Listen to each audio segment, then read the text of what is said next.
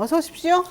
예, 진보의 달마대사라니까. 알겠습니다. 예, 진보의 달마대사를 해주세요. 강철이빨은 이렇게 분쇄시키는 역할이라면 달마대사는 안아주는 역할이거든요. 안아주고. 그래서 제 컨셉을 바꿨습니다. 포용하고 예, 그래서 배우는 게 아니라 깨닫는 거다. 깨닫는 거다. 면벽수행 9년 했다. 소림사에서.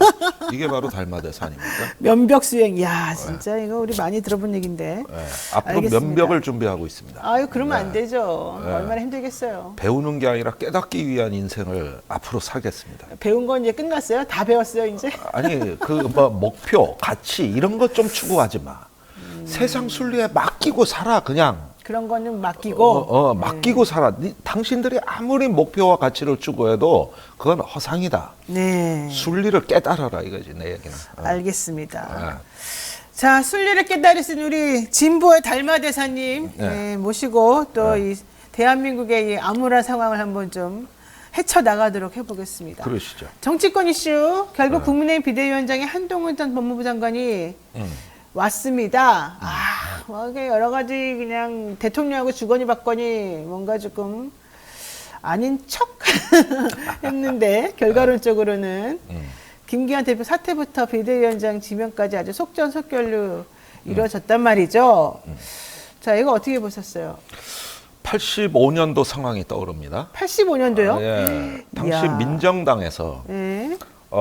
혁명동지 노태우를 전두환 대통령이 처음에는 88 올림픽 조직위원장을 시켰다가 내무부 장관을 시켰어요. 어허. 그런데 85년에 이제 김대중, 김영삼이 정치 해금이 되고 신민당 돌풍이 붑니다. 네. 야당이 선거 이기는 판이에요. 그렇죠. 그러자 노태우를 민정당 대표로 앉히죠. 그 노태우가 바로 하나의 핵심 멤버고 혁명 쿠데타 동지 아니야? 네, 그렇죠. 그래서 민정당 대표로 앉혀서 이제 본격적인 그 2인자 수업을 시켜서 87년 대선으로 내보내는 것이죠. 결국 노태우는 36%의 지지율로 대통령이 됩니다. 그래요, 맞아요. 예, 역대 최저 대통령이에요. 네. 근데 이때 야당의 바람이 거세고 하니까 이렇게 해서 뭐 6.29 선언까지 뒤에 나오는데 제가 보니까 지금 한동훈 장관의 비대위원장 임명은 민정당식 스타일의 통치다. 그러니까 같은 검찰 특수부에 그 저 하나회나 다름없는 네. 수족을 간 거예요. 아시다시피 노태우는 절대 독립적 인물이 될 수가 없어요. 이 사람은 전두환 그늘을 못 벗어나. 네. 결국 전두환의 아바타예요. 지금이 바로 그런 어떤 그 스타일이라고 할 수가 있겠고. 그래서 그 내년도 총선에서 아무래도 야당세가 상승세이기 때문에 이럴 때 이제 그 본인의 가장 그 의중을 어떤 민감하게 받드는 사람이 필요했죠. 네. 그래서 고성능 사드 레이더가 국민의힘에 장착됐다. 이 고성능의 극초단파 레이더를 하나 장착했다. 뭐를 잡으려고? 뭘? 윤 대통령 의중을 포착하는 거. 아하. 그냥 고성능 레이더. 네. 이러지. 그런데 대통령의 의중을 제일 정확히 알아내고 캐치하고 빨리빨리 움직일 수 있는 사람이니까. 예. 근데 그래봤자 레이더요. 네. 그래봤자 레이더야. 예. 고성능이고 수조 원짜리 해봤자 그걸로 전쟁 못 이겨. 그거는 하나의 그 윤심 레이더 이렇게 네. 이제 정리할 수가 있겠고요. 이분이 어떤 정치를 할지는 정말 미지수입니다. 정말 미지수예요. 그래서 내가 어제 하는 말을 잘 들어봤거든. 네. 그랬더니 약자 코스프레를 하더라고. 그리고 서민과 서민과 약자. 네. 근데 이게 바로 독재자들이 전두환 노태우가 서민 약자를 가장 많이 얘기한 사람이에요. 사람들이 그걸 잘 몰라. 재벌 기업 싸고 들어온 것처럼 돼 있지만 네. 행동은 그렇게 하더라도 전두환이 국보위 상임위원장 할 때 그때 구호가 민주복지국가 건설입니다. 아, 복지를 네. 얘기했군요. 오늘날 저기 여러분들이 왜 정당에 가면은 왜 국고보조금이란 거 있어요? 예. 그거 전두환이 만든 겁니다. 아, 그래요? 처음으로. 그러니까 의외로 그런 식의 어떤 뭔가 서민 코스프레, 연좌제 없앤 사람이 전두환이에요. 그다음에 헌법에 행복 추구권이 처음 들어간 것도 전두환입니다. 그렇죠, 그때도. 예. 그러니까 법이나 제도나 말은 굉장히 서민, 시민지향적으로 만들어 놓는다니까. 그런데 어디서 탈이 나냐 하면은 네. 그건 말뿐이었다는 거죠. 그리고 이제 삼청교육 때니 뭐 광주 5.18 민주화항쟁이니 언론인 강제 해직이니 아주 처참하잖아요. 그렇죠. 강압 통치가. 근데 이런 것들을 하기 위한 도덕적 명분을 일단 강화시켜 놓는 게 대부분 서민 민생, 그다음에 그 약자 코스프레라고. 그러니까 한동훈이 이런 컨셉을 보면 전형적인 민정당 스타일이다. 아, 그러네요. 어. 말씀 들어보니까 민정당 진짜 스타일. 그러네. 역사상 모든 악은 선의 이름으로 행해지는 겁니다. 아, 그 말 되게 중요한데요? 잠깐만요. 역사상 모든 악은 선의 이름으로 자행이 되는 거예요. 오, 항상 선이 포장한 길을 따라 악은 오는 거거든요. 네. 그러니까 이런 식의 그때 전두환이 새 질서, 새 역사, 새 창조, 그러면서 민주복지 사회 건설. 아니 지금 봐도 뭐가 손색이 있습니까? 그러니까요. 말은 엄청 멋있네요. 이제 들어보니까. 그런데 이런 선의 길로 포장된 데서 악이 걸어오고 있다.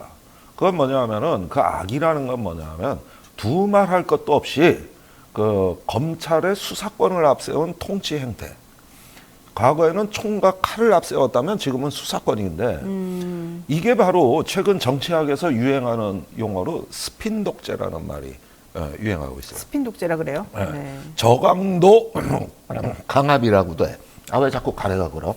그러니까 지금 우리 대통령도 맨날 서민을 위해서 혹은 국민을 위해서 한다고 하면서도 결국 세금 깎아주고 이러는 건 다 부자 감세됐잖아요. 예컨대 주식 양도세 같은 경우도 주식 지금은 이제 10억 원 정도 주식을 보유한 사람들이 넘길 때 세금을 물었지만 이제는 50억까지 늘려주기도 하고 네. 모든 정책이 다 이제 부자들을 위한 감세 쪽으로 가는 걸 보면 현실적으로 말하는 것하고 실제 행동은 좀 다르다 이런 얘기들이 나오거든요. 히틀러가 뭐라 그랬어요? 전 국민 완전 고용이었어요? 그 이상 서민적인 공약이 있습니까? 그러네요. 그래서 항상 너무 선해 보일 때는 위험하다. 이게 바로 정치와 역사의 역설이라는 건데 지금 헝가리의 빅토르 오르반, 그다음에 이스라엘의 네타냐후, 그다음에 인도의 모디 총리 이런 사람들을 국제 정치의 스핀 독재라 그래. 그리고 이제 곧 트럼프가 등장해서 그 완결판을 보여줄 거예요. 그러네요. 근데 이런 것들이 하나의 세계적인 흐름이 되다 보니까 지금의 이제 한동훈식 통치는 뭐냐면 대통령도 검사, 당대표도 검사, 금융감독위원장도 검사, 방통위원장도 검사, 모든 것에 다 국민권익위원 검사예요. 검사, 네. 국민연금 전문위원도 검사. 이렇게 해서 가만히 보면은 이 전체적인 건 뭐냐면 정치 권력과 돈과 정보력 요 세 가지의 삼위일체를 검사 공동체가 장악한다는 뜻이에요. 이게 바로 저강도 강압. 그래서 not intensive caution이라고 하는 건데 그게 요즘의 통치술이라 이거지. 그리고 민정당의 부활이라 이거예요. 아이고.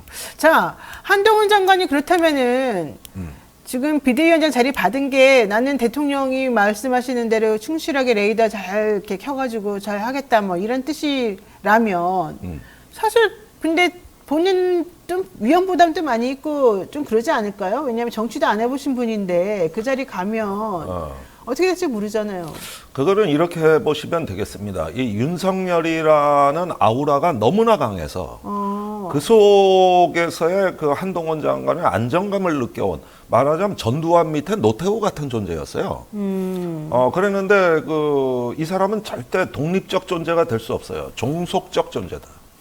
그러니까 정치도 초년생이고 검사밖에 한 게 없지만 그러나 국정이 자기한테 초점화해주면서 전폭적인 지원이 있을 거라고 기대하는 거예요. 네, 그렇죠. 그런데 대체로 여기서 보면 한동훈이 갖고 있는 독특한 위상은 뭐냐면은 대통령한테는 말할 줄 안다는 겁니다.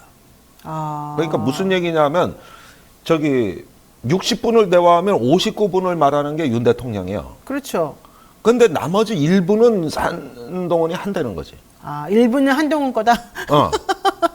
일부는. 왜냐하면 얘 의견이 궁금해. 대통령 입장에서는. 검사 특수부 있을 때도 그런 관계였어. 그러니까 그 얘기를 했어요. 사실 대통령이 한동훈 이제 비대위원장에 대해서 검사 시절부터 한동훈의 상사로서 내가 지시해 본 적이 없고 늘 의견을 구해왔다.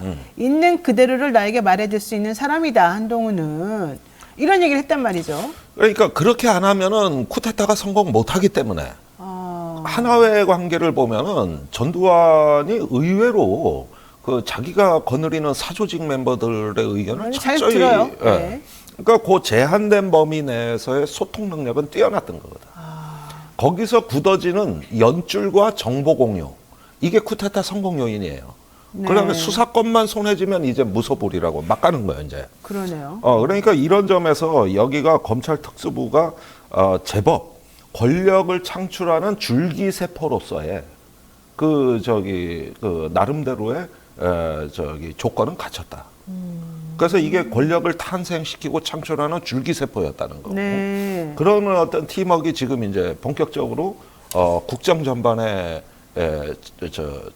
영향을 끼치는 네. 이런 상황이 된 거예요. 지금 그러니까 이거는 국민의힘을 완전히 새로운 당으로 만들겠다는 시도예요. 자기 당으로. 그러니까 대통령의 당으로, 한동훈 비대위원장의 당으로, 그렇죠. 검사 당으로 그렇게 만들겠다. 예. 그러면은 국민의힘의 기존에 정치하신 분들 입장에서는 굴러온 돌이 박힌 돌을 뭐 이런 얘기 나올 수밖에 없는 거 아닙니까? 그러니까 홍준표 대구시장 같은 사람들이 이제 맨날 낮술 처먹을 거야. 실제로 낮술을 드신다고. 평소에 하는 말이 원래 낮술 먹은 노인 같잖아. 거기에다 진짜 먹어 이제. 그래요? 못 견뎌 이건. 어떻게 견뎌요 이거? 그럴 수 있겠네요. 예. 사실은 좀 안방 비워놓고 나가려는데. 속으로는 좀 부글부글할 수도 있겠어요. 예. 그래가지고 이제 아직 또 보십시오. 그러고 나서 이제 이번에 재벌 회장들도 그 파리에서 술 먹고 한 분은 엘리베이터에서 먹은 거 다 확인하셨다는 거 아닙니까? 그러니까 다 오바이트 했다고. 예. 그래 부축받아 나갔다는 거 아니요? 네. 그런데 그 앞에 가면은 그 아우라에 소통이고 뭐고 간에 다 무너지는데 유일하게 한동훈은 뭔 말을 해도 윤심 같아. 무엇은 말을 해도 윤심 같기 때문에 이제 당내에 그 꼰대들이 많잖아요. 네. 국민의힘도. 예. 그런데 멋 모르는 초선들이 강아지 맨키로 쫓아올 거라고. 그러면은 그거 이제 박물 달아서 다니고. 네. 그 다음에 이제 검사들 심으려면은 영남 피바다. 그러면은 가만히 있겠어요? 솔직히? 아니 가만 안 있으면 어떡할 거야? 좀 장제원 권성동 날아가는 거 못 봤어? 권성동 의원은 아직은 안 날라갔지. 다 한 자리씩 챙겨줘. 너무 걱정할 거 없어. 내가 이렇게 얘기하니까 국민의힘 원외나 당협위원장들이 제 말 들으면 쫄을 건데 걱정 마세요. 어디 인천공항공사 사장 자리도 있고 도로공사 사장 자리도 있고 자리 많어. 그러니까 다 한 자리씩 매겨. 야. 원래 그런 거 잘하는 게 민정당 스타일이에요. 그렇죠. 민정당 요 자리에서는 내 나라 이래놓고 내가 너 잘 챙겨줄게. 네. 이렇게 한다고요. 그러니까 이제 이 연성 독재 체제 하에서 그런 것들을 이제 연 하나 먹든 너도 하나 먹고 나도 하나 먹다가 나중엔 합치면 대선 전에 민자당 합치듯이 네. 이게 민정당식 스타일이다. 그래서 오빵 강남 스타일이 아니고 민정당 스타일로 간다. 네. 자, 근데 이렇게 되면은 이게 결과적으로는 대통령 레임덕이 더 좀 부추겨지기도 하고 여러 가지 측면에서 좀 문제가 많이 발생하지 않겠습니까? 아무리 뭘 좀 챙겨준다 하더라도. 아니, 그분들은 그렇게 생각 안 해요. 그래요? 이제 서서히 권력의 그 완전체를 향해서 가고 있다. 이렇게 보고 있기 때문에 이분들이 가진 불감증 또 어떤 탁한 시야에서는 뭔가 국가 공동체가 있고 시민이 있는 가운데서 이 나라의 민주주의와 시대 정신 이런 거 빼고 네. 그런 것 말고 아예 어떤 그 권력의 탄탄한 중심성. 그러면은 시민들이 70%가 60%가 대통령 못한다 그러고 야당 지지세가 높고 그러는데 저거 한번 두들겨 패면은 다 산산조각 이러면서 갖고 있는 그건데 이걸 정치학자 한스 모겐서가 이걸 개념으로 만들었다고. 네. 그걸 전략적 자아도취라 그래. 전략적 자아도취요. 이렇게 말이 스트래테직 멋있어. 나르시즘이라 그래. 네. 그런데 이런 사람이 외교에서 가장 위험한 사람이라는 거예요. 오늘날 미국의 위상이 세계에서 이렇게 글로벌 지위가 추락하는 이면에는 미국 정치가 내부에서 골마 터진 데부터 시작됐다는 게 정치학자들 시각이에요. 네. 저 트럼프 때부터 그냥 와르르 무너지잖아요. 그게 미국의 세계적 지위의 추락이었다고 보고 세계적 문제를 해결할 수 있는 정치가 아니다. 이렇게 보는 시각이 다수예요.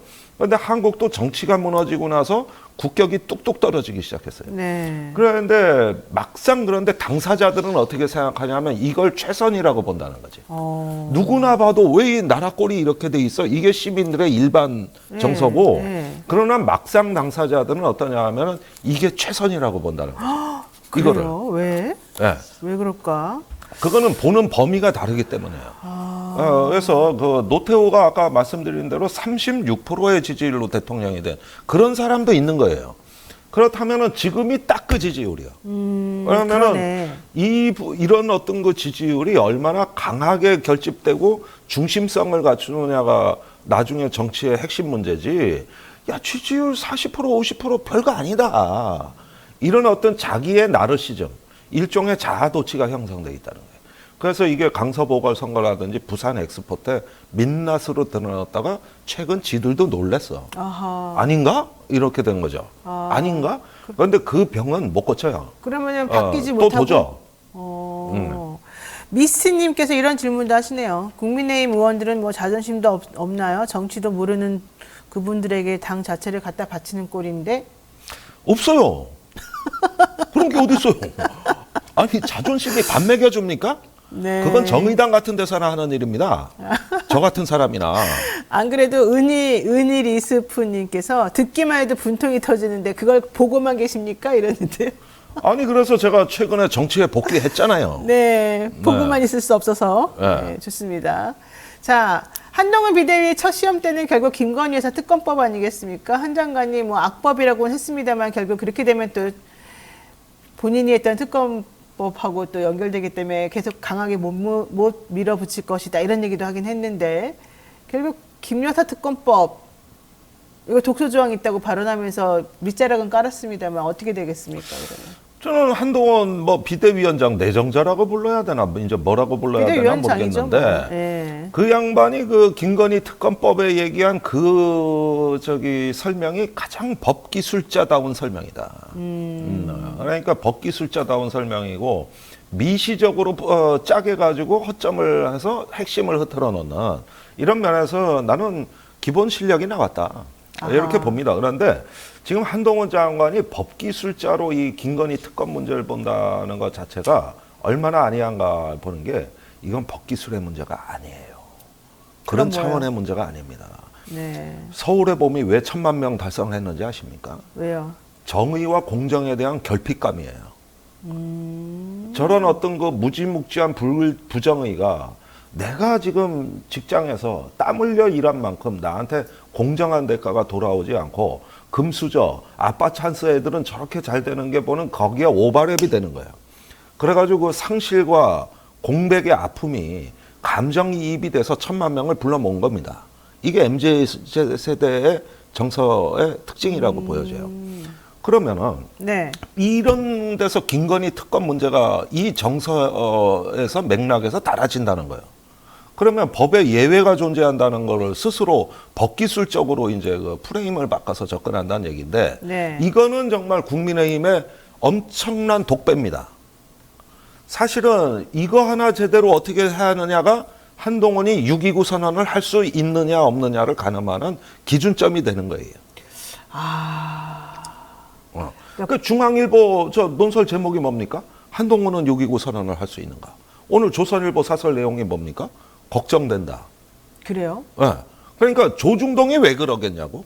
어허. 저기 뭐냐 그 대통령이 혁신을 해야 내년 총선이 이기는데 아바타를 보냈다는 건 정치 경험 없는 더 멀어진다는 뜻 아니냐. 그렇죠. 그러면 한동훈 제가 반사체가 아니라 독립체로 발광체로 저기 뭐냐 이걸 다 추스릴 수 있냐. 아무리 봐도 미심쩍거든. 그거는 불가능하겠죠. 아무리 봐도? 네. 그러니까 조중동이 먼저 까고 나오잖아. 조중동이요. 확실히. 요즘요. 네. 세상을 보는 눈은 조중동이 가장 정확해요. 그래요? 예. 진보는 차마 못하는 얘기를 하잖아. 조선일보 뭐라 그랬습니까? 서울에 보면 여당에 대한 경고다. 그거 저 하나회와 검찰 특수부를 일치시키는 유튜브에서 나 같은 사람이나 하는 얘기지. 그렇죠. 경향이나 한겨레는 그런 얘기를 못 해왔다고. 조선일보는 하잖아. 그러네. 위기감이 더 크다는 얘기예요. 자, 민주당 얘기도 한번 해보겠습니다. 예. 이재명 대표, 김부겸 전 총리랑 회동을 했는데 이낙연 전 대표가 실망이다. 이재명 대표 사퇴해라. 통합비대위 전환해라. 막 이렇게 얘기했어요. 뭐 이 요구는 괜찮은 거예요? 아니 그러니까 국민의힘 정의당이 비대위로 가니까 우리도 비대위 하자 그래가지고 아니 저기 국회가 비대판이 됐어요. 그러니까 다 비대위에 사실은. 국회 화장실엔 비대가 다 있어요. 참고로. 그런데 이게 지금 웬 뜬금포냐 이거예요. 웬 비대위냐 이거예요. 지금. 그거는 지도력 권리나 아니면 칼 맞아서 공백에 리더십의 공백에서 나오는 게 비대위인데 이건 그냥 이재명 대표 물러가라 하는 말에 다른 뜻이 아니거든요. 그렇죠. 간단하게 그 얘기예요. 당신 물러나라 이거죠. 아니 지금 가뜩이나 이 엄동설안의 어려운 판에 무정부 상태 만들 겁니까? 웬 뜬금없는 비대위요. 시대착오적이다. 이런 걸 비대위 혁신이 안 해본 게 뭐 있어 지금까지. 그래가지고 이제 지도 체제가 안정이 된 건데 물론 저도 이재명 대표에 대해서 제 생각을 묻는다면은 저 좀 망설여져요. 네. 난 그분 밑에서 일해 본 적도 없고 난 민주당 당원도 아닌데 그런데 이제 제1야당이 비대위로 가고 혼란스러워지면은 이 정치판 전체가 걱정스러워져. 그게 문제예요. 그러지 말고 나가서 신당을 차려. 차라리. 딴 살림 차려. 알겠습니다. 흔들어대지. 거기도 유호정 같은 분들이 계시더라고. 좋아요. 지금 류호정 의원 얘기 나왔으니까 하나만 여쭤보겠습니다. 지금 정의당 얘기 이제 해볼 건데 지금 이은주 의원 21대 총선에서 공직선거법을 어기고 선거운동을 했다 이래가지고 당선 무효형이 선고가 됐어요. 원래 1심에서 징역 10월에 집행유예 2년 그랬고 이번에 11월 달에 항소심 선고가 있었는데 징역 8월에 집행유예 2년이 선고가 됐단 말이에요. 근데 내년에 이제 대법원 선고만 남겨두고 있는데 이렇게 되면은 결과론적으로는 벌금 100만 원 이상의 형이 선고됐기 때문에 의석수를 잃을 수밖에 없는 상황이 되거든요. 만약에 그대로 확정이 된다면. 네. 그러면 국고보조금 아까 말씀하셨지만은 이게 5석에서 20석 사이에 있는 그 당에게는 국고보조금이 많이 떨어지지 않습니까? 네. 근데 이렇게 되면은 5석이 돼버리는 거잖아요. 만약에 이은주 의원의 당선 무효형이 확정이 되면. 그러면 여기 지금 류호정 의원까지 지금 다른 당으로 간다 그러면 이게 좀 어떻게 되는 겁니까? 정의당. 원래 그러지 않아도 거의 망해가는 판에 폭삭 망한다. 그렇죠. 국고보조금이 폭삭 망한다. 엄청난 금액이 빠져나갈 거다. 이제 돈이 없다. 이런 얘기 나오더라고요. 지금 한 빚이 정의당이 한 35억 돼요. 빚이요? 네. 과거에는 선거 치르면 다 갚았는데 네. 요즘은 선거 치르면 빚이 늘고 있다고. 그래가지고 지금 위기입니다. 그런데 제가 꼭 정의당 상황이라서 그 말씀드리는 게 아니라 네. 제가 두려운 건 뭐냐 하면은 이제 원내 진보정당 하나 남은 거 그렇죠. 이런 위기라니까 제가 어느 날 집에서 정신이 번쩍 나는 거야 이거. 그래가지고 내가 저 비대위원이지만 사실은 간병 요양사로 간 거란 말이야. 그 저기 돌봐드리러 네. 갔더니 더 아파. 그러니까 우리 같은 그 30년 이상을 대한민국의 민주주의 하나 바라보고 이렇게 됐던 사람이 이거 큰일 났다 이거 말이야. 그래가지고 팔 걷어붙이고 도와주러 간 거란 말이야. 네. 만약에 여기서 붕괴가 되면 무슨 일이 일어나느냐. 앞으로 국회에서 여야가 협잡해가지고 예컨대 부산 가덕도 신공항 같은 거 서로 지가 만들겠다고 경쟁할 때 아니오라고 말할 수 있는 정당이 사라지는 겁니다. 그러네요. 정치가 좌우 포퓰리즘이 서로 협잡할 때 네. 기득권 연합을 할 때 아니오라고 말할 수 있는 마지막 플랫폼이 사라진다는 얘기요. 나는 그게 두렵다는 거예요. 아하. 그래가지고 이게 정의당이 지금 망하고 흥하고 하는 문제를 넘어선 문제입니다. 지금 이게. 그렇죠. 그래서 만약에 의석이 2석 준다? 그런데 내년 1월 말이 넘어서 줄면 그럼 비례 승계가 안 되니까. 승계가 안 되기 때문에 이제 망하는 길로 가는 건데 그걸 본인들이 다 알아요. 유호정 의원은. 근데 왜 그래요? 그런데 그거 버티잖아요.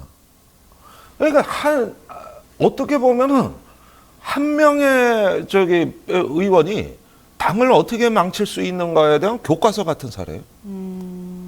아니 이걸 뻔히 알고 당한다니까. 그래가지고 근데 이은주 의원 문제까지 이제 있다 그러면 제가 보기에는 이런 어떤 상황에서 정치의 한 축이 허물어질 수도 있다.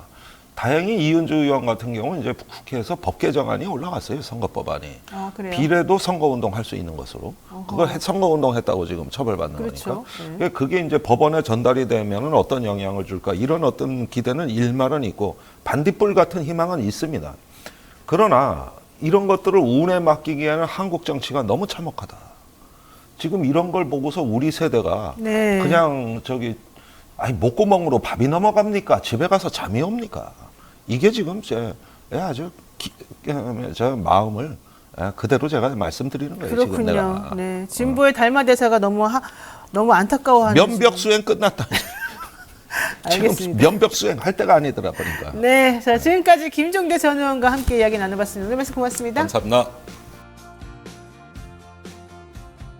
안녕하십니까? 네, 안녕하십니까? 네. 네. 오늘 눈 오는데 길 예. 괜찮으셨나요? 아니요, 막혔어요, 많이. 그래도 네. 다행히 잘 도착했습니다. 네, 정말 다행입니다. 예. 눈이 많이 와서 많이 길이 미끄러우니까 조심하시기 바라고요. 네, 첫 번째 그럼 질문을 좀 해보겠습니다. 예. 네, 여당은 비대위 체제로 전환을 했는데요. 한동훈 예. 장관이 비대위원장으로 유력한 것으로 알려졌습니다. 이를 두고 조선일보에서는 사설로 대선 승리 정당이 1년 반 만에 세 번째 비대위, 대통령 설명을 듣고 싶다라는 이제 비판도 있었고요. 조선일보는 또 다른 사설에서 여당 비상 초래한 대통령실이 비상대책위원장을 고른다니에선 여당 대표마저 검찰 출신이 거론되고 있는 상황을 꼬집었습니다. 한 장관으로는 총선 승리가 힘들다고 보기 때문일까요? 그렇죠. 아무래도 이제 한 장관 같은 경우에는 검찰이잖아요. 검찰 출신이고 네. 또 윤석열 대통령과 한동훈 장관은 거의 뭐 한 몸이라고 느껴질 정도로 생각이나 뭐 가치관이 같다고 보여져요. 이런 분이 비대위원장을 맡는다? 그러면 지금 현재 총선의 어떤 분위기를 보면 정권 심판론이 강하게 작동을 하고 있는 상황이에요. 이 정권 심판론이 강하게 작동하고 있는데 한동훈 장관이 비대위원장을 맡는다? 그럼 정권 심판론이 더 강하게 불겠죠. 비대위원장을 하려면 좀 더 참신한 인물, 또 현 정권과 일정 부분 각을 세우고 뭔가 변화와 쇄신을 할 수 있는 사람이 비대위원장을 맡으면 뭔가 국민들이 볼 때 좀 변하고 있구나 이런 느낌이 들 텐데 한동훈 장관이 비대위원장 맡으면 한동훈 장관이나 윤석열 대통령이랑 뭐가 달라? 이런 느낌이 들 수밖에 없죠. 그리고 검찰 출신인 윤석열 대통령을 선택한 국민들이 공정과 상식이라고 하는 기본적인 어떤 기대 이런 것들 때문에 윤석열 대통령을 뭐 뽑았지 않겠어요? 뽑은 사람들이. 그런 사람들이 볼 때 야 이거 1년 거의 6개월 7개월 했는데 윤석열 대통령의 정치 철학이나 정책 기조를 보면 이거 좀 문제가 있구나. 그런데 거기다 한동훈 장관까지 비대위원장을 한다? 그럼 뭘 기대할 수 있겠어요? 그러니까 제가 볼 때는 보수 언론 입장에서도 한동훈 장관이 비대위원장 맡는 것은 총선에서 필패다. 즉 정권 심판론이 더 강하게 작동할 가능성이 있고 그랬을 때 과연 승리할 수 있을까? 여기에 대한 의문이 있는 것 같아요. 그래서 저는 뭐 내부에서 국민의힘 내부에서 한동훈 장관을 비대위원장 만들고 싶어 하겠지만 기본적으로 언론들이나 보수 언론 입장에서 걱정이 많은 거죠. 총선의 필패로 갈 수밖에 없다. 어제 한동훈 장관 말 들어보세요. 무슨 김건희 특검을 악법이라 그러질 않나. 네. 그다음에 뭐 그 패소할 결심이라고 민주당에서 비판을 했었는데 윤석열 대통령 징계 관련해서도 패소를 했음에도 불구하고 상고할 뭐 의지가 별로 없는 것처럼 보여지고 이런 태도가 결국은 국민들이 볼 때는 윤석열 대통령을 옹호하고 보호하는 입장에 설 가능성이 높기 때문에 제가 볼 때는 총선에 전혀 도움이 안 된다. 그래서 보수 언론까지 나서서 비판하는 게 아닌가 이렇게 보여집니다. 네, 그러니까 보수 언론에서도 함께 자멸하는 것이 아니냐 약간 이런 얘기, 그렇죠. 분석이신 거죠. 예, 맞습니다. 네, 그래서 이제 여당 내에서도 한 장관이 정치 경험이 없고 지나치게 대통령과 가깝다는 이유로 이제 반발의 목소리도 많습니다. 네. 당에선 한 장관에게 대통령과 아름다운 대립각을 세워달라고 이야기하는데 이게 현실적으로 가능할까요? 불가능하죠. 어제 그 국회에서 얘기들을 들어보면 전혀 그럴 의지가 없는 것 같아요. 아까 제가 말씀드린 김건희 특검에 대해서 악법이라고 그랬어요. 네. 아니 왜 악법이라고 그런지 제가 이해를 잘 못하겠는데 특검법 가지고 이렇게 얘기하던데 그러면요 본인이 참가했던 본인이 수사검사로 참여했던 박근혜 특검은요 그러니까 국정농단 특검 같은 경우에는 그 당시에도요 특검을 누가 추천했냐면 국민의당에서 했어요. 야당에서 추천했고요. 민주당도 아니라 소수 야당이었던 국민의당이 추천을 했고요. 그리고 나서 브리핑도 매일 했었어요. 잘 기억하신 것처럼. 그때 본인이 수사를 했던 사람이에요. 그럼 본인이 수사했던 그 국정농단 특검도 잘못된 특검입니까? 그것도 악법입니까? 누워서 침뱉기 아니에요? 아니 지금 현재 김건희 특검을 이제 추천하는 단위를 정의당이 사도록 법에 돼 있어요. 그거 가지고 문제를 삼는데 그럼 그 당시 국민의당에서 한 것도 잘못된 거 아니에요? 그럼 본인이 했던 수사도 지금 부인하는 겁니까? 그리고 아까도 말씀드린 것처럼 특검보가 거의 매일 브리핑을 했어요. 근데 그게 문제라고 얘기하면 본인이 했던 수사는 뭐예요, 그러면 대체? 도대체 이해가 안 돼요. 네, 스스로를 약간 부정하는 부정하는 꼴이 되는 거잖아요. 거죠. 네. 이게 말도 안 되는 주장이라는 생각이 들고요. 그리고 무슨 뭐 시점을 총선 맞춰서 했대요. 패스트 트랙에 올리기 전에 그럼 합의해서 해줬으면 되잖아요. 네. 패스트 트랙에 올려가지고 지금까지 오게 된 거예요. 이게 무슨 민주당에서 일부러 12월 말에 하려고 했던 게 아니잖아요. 초기에 김건희 특검법 발의됐을 때 국민의힘이 반대해서 합의를 못 해가지고 결국 패스트 트랙에 올렸고 12월 말까지 온 거예요. 근데 이 시점이 그래서 맞게 된 거지 이게 무슨 총선을 앞두고 기획했다? 이 말도 맞지 않아요. 그러니까 이런 식으로 얘기하는 분이 과연 윤석열 대통령과 각을 세우면서 당을 변화시킬 수 있을까? 전혀 아니라고 봅니다. 저는 거의 0% 제로에 가깝다고 봅니다. 네. 그러면 두 번째 또 질문을 드리겠습니다. 박민 KBS 사장 취임 후에 KBS가 하루도 조용할 날이 없습니다. 시사 프로그램 진행자가 하차하거나 종영하고 1,000억 원 상당의 인건비를 줄이겠다는 이야기도 나오는데요.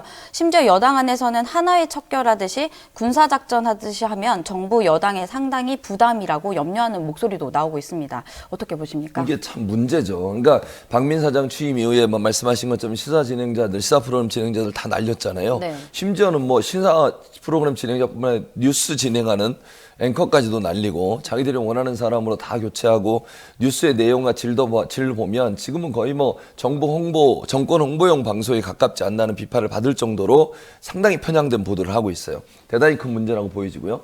근데 어제인가 그제 이제 국회에서 있었던 그 대화의 내용인데요. 지금 말씀하신 것처럼 박민 사장이 1,000억 원을 절감하겠대요. 아니 그럼 인건비 1,000억 원을 줄이겠다고 하면 누구한테 직접적인 타격이 가는 겁니까? KBS 직원들이잖아요. 네. 아니 갑자기 1,000억 원을 줄이면 어디서 줄인다는 거죠? 월급을 다 깎겠다는 건 아니면 누구를 다 쫓아내야 되는 거잖아요. 이게 이렇게 1년 안에 1,000억 원을 줄이려면 얼마나 많은 피해가 올 수 있겠어요. 그러니까 심지어 국민의힘 의원들까지도 문제를 제기했어요. 이렇게 너무 급박하게 진행을 하다 보면 실제 월급 받아 생활하는 직원들 입장에서는 대책도 없잖아요. 갑자기 월급을 깎아버리거나 아니면 갑자기 몇 명을 쫓아내는 상황이 될 수밖에 없는 구조인데 그렇게 됐을 때 과연 KBS 내부의 반발을 막아낼 수 있겠냐. 죄송합니다. 네. 소리를 너무 질렀더니 그냥. 네. 어제 제가 이거 봤더니 네. 네, 장재원 의원께서 또 이렇게 얘기했더라고요. 방금 내년 한 해 인건비를 1,000억 원 줄이겠다는 말씀을 하셔서 제가 좀 당황스럽다. 이러면서 그렇죠. 1년 만에 뭐 1,000억이란 인건비를 줄일 수 있다고 생각하냐 이렇게 여당에서도 비판을 불가능해요. 하더라고요. 왜냐면 그렇게 줄이게 되면 직접적으로 직원들이 피해를 당하게 되고 순차적으로 해야 되는 거죠. 예를 들면 명예퇴직을 하더라도 순차적으로 1년에 몇 명씩 이렇게 하지 갑자기 1,000억 원을 줄이려고 하면요. 그 부작용이 엄청나게 커져요. 그리고 나가는 사람 입장에서도 준비가 전혀 되지 않는 상태에서 그런 일을 당하게 되면 가정 전체가 어려움을 겪게 되는 거예요. 이렇게 구조조정을 하는 건 아니고 적정한 시기 또는 뭐 기간을 두고서 순차적으로 진행해 가면서 피해를 최소화해야 되겠죠. 그런 부분들이 전혀 계획 없이 그냥 막 던지는 게 아닌가 이런 생각이 들어요. 네. 그래서인지 이제 KBS 라디오 이런 데서도 구독자도 많이 떨어져 나간 줄었죠. 상황이더라고요. 네. 일단 두 번째도 또 말씀을 드리면 KBS 관련인데요. 먼저 영상 함께 보시겠습니다. 네. 지금 현재 라디오 센터에서 일어났던 일을 하나 들려드리겠습니다. 이렇게 좀 하드한 시사에 이노조 진행자를 쓰는 건 아니다.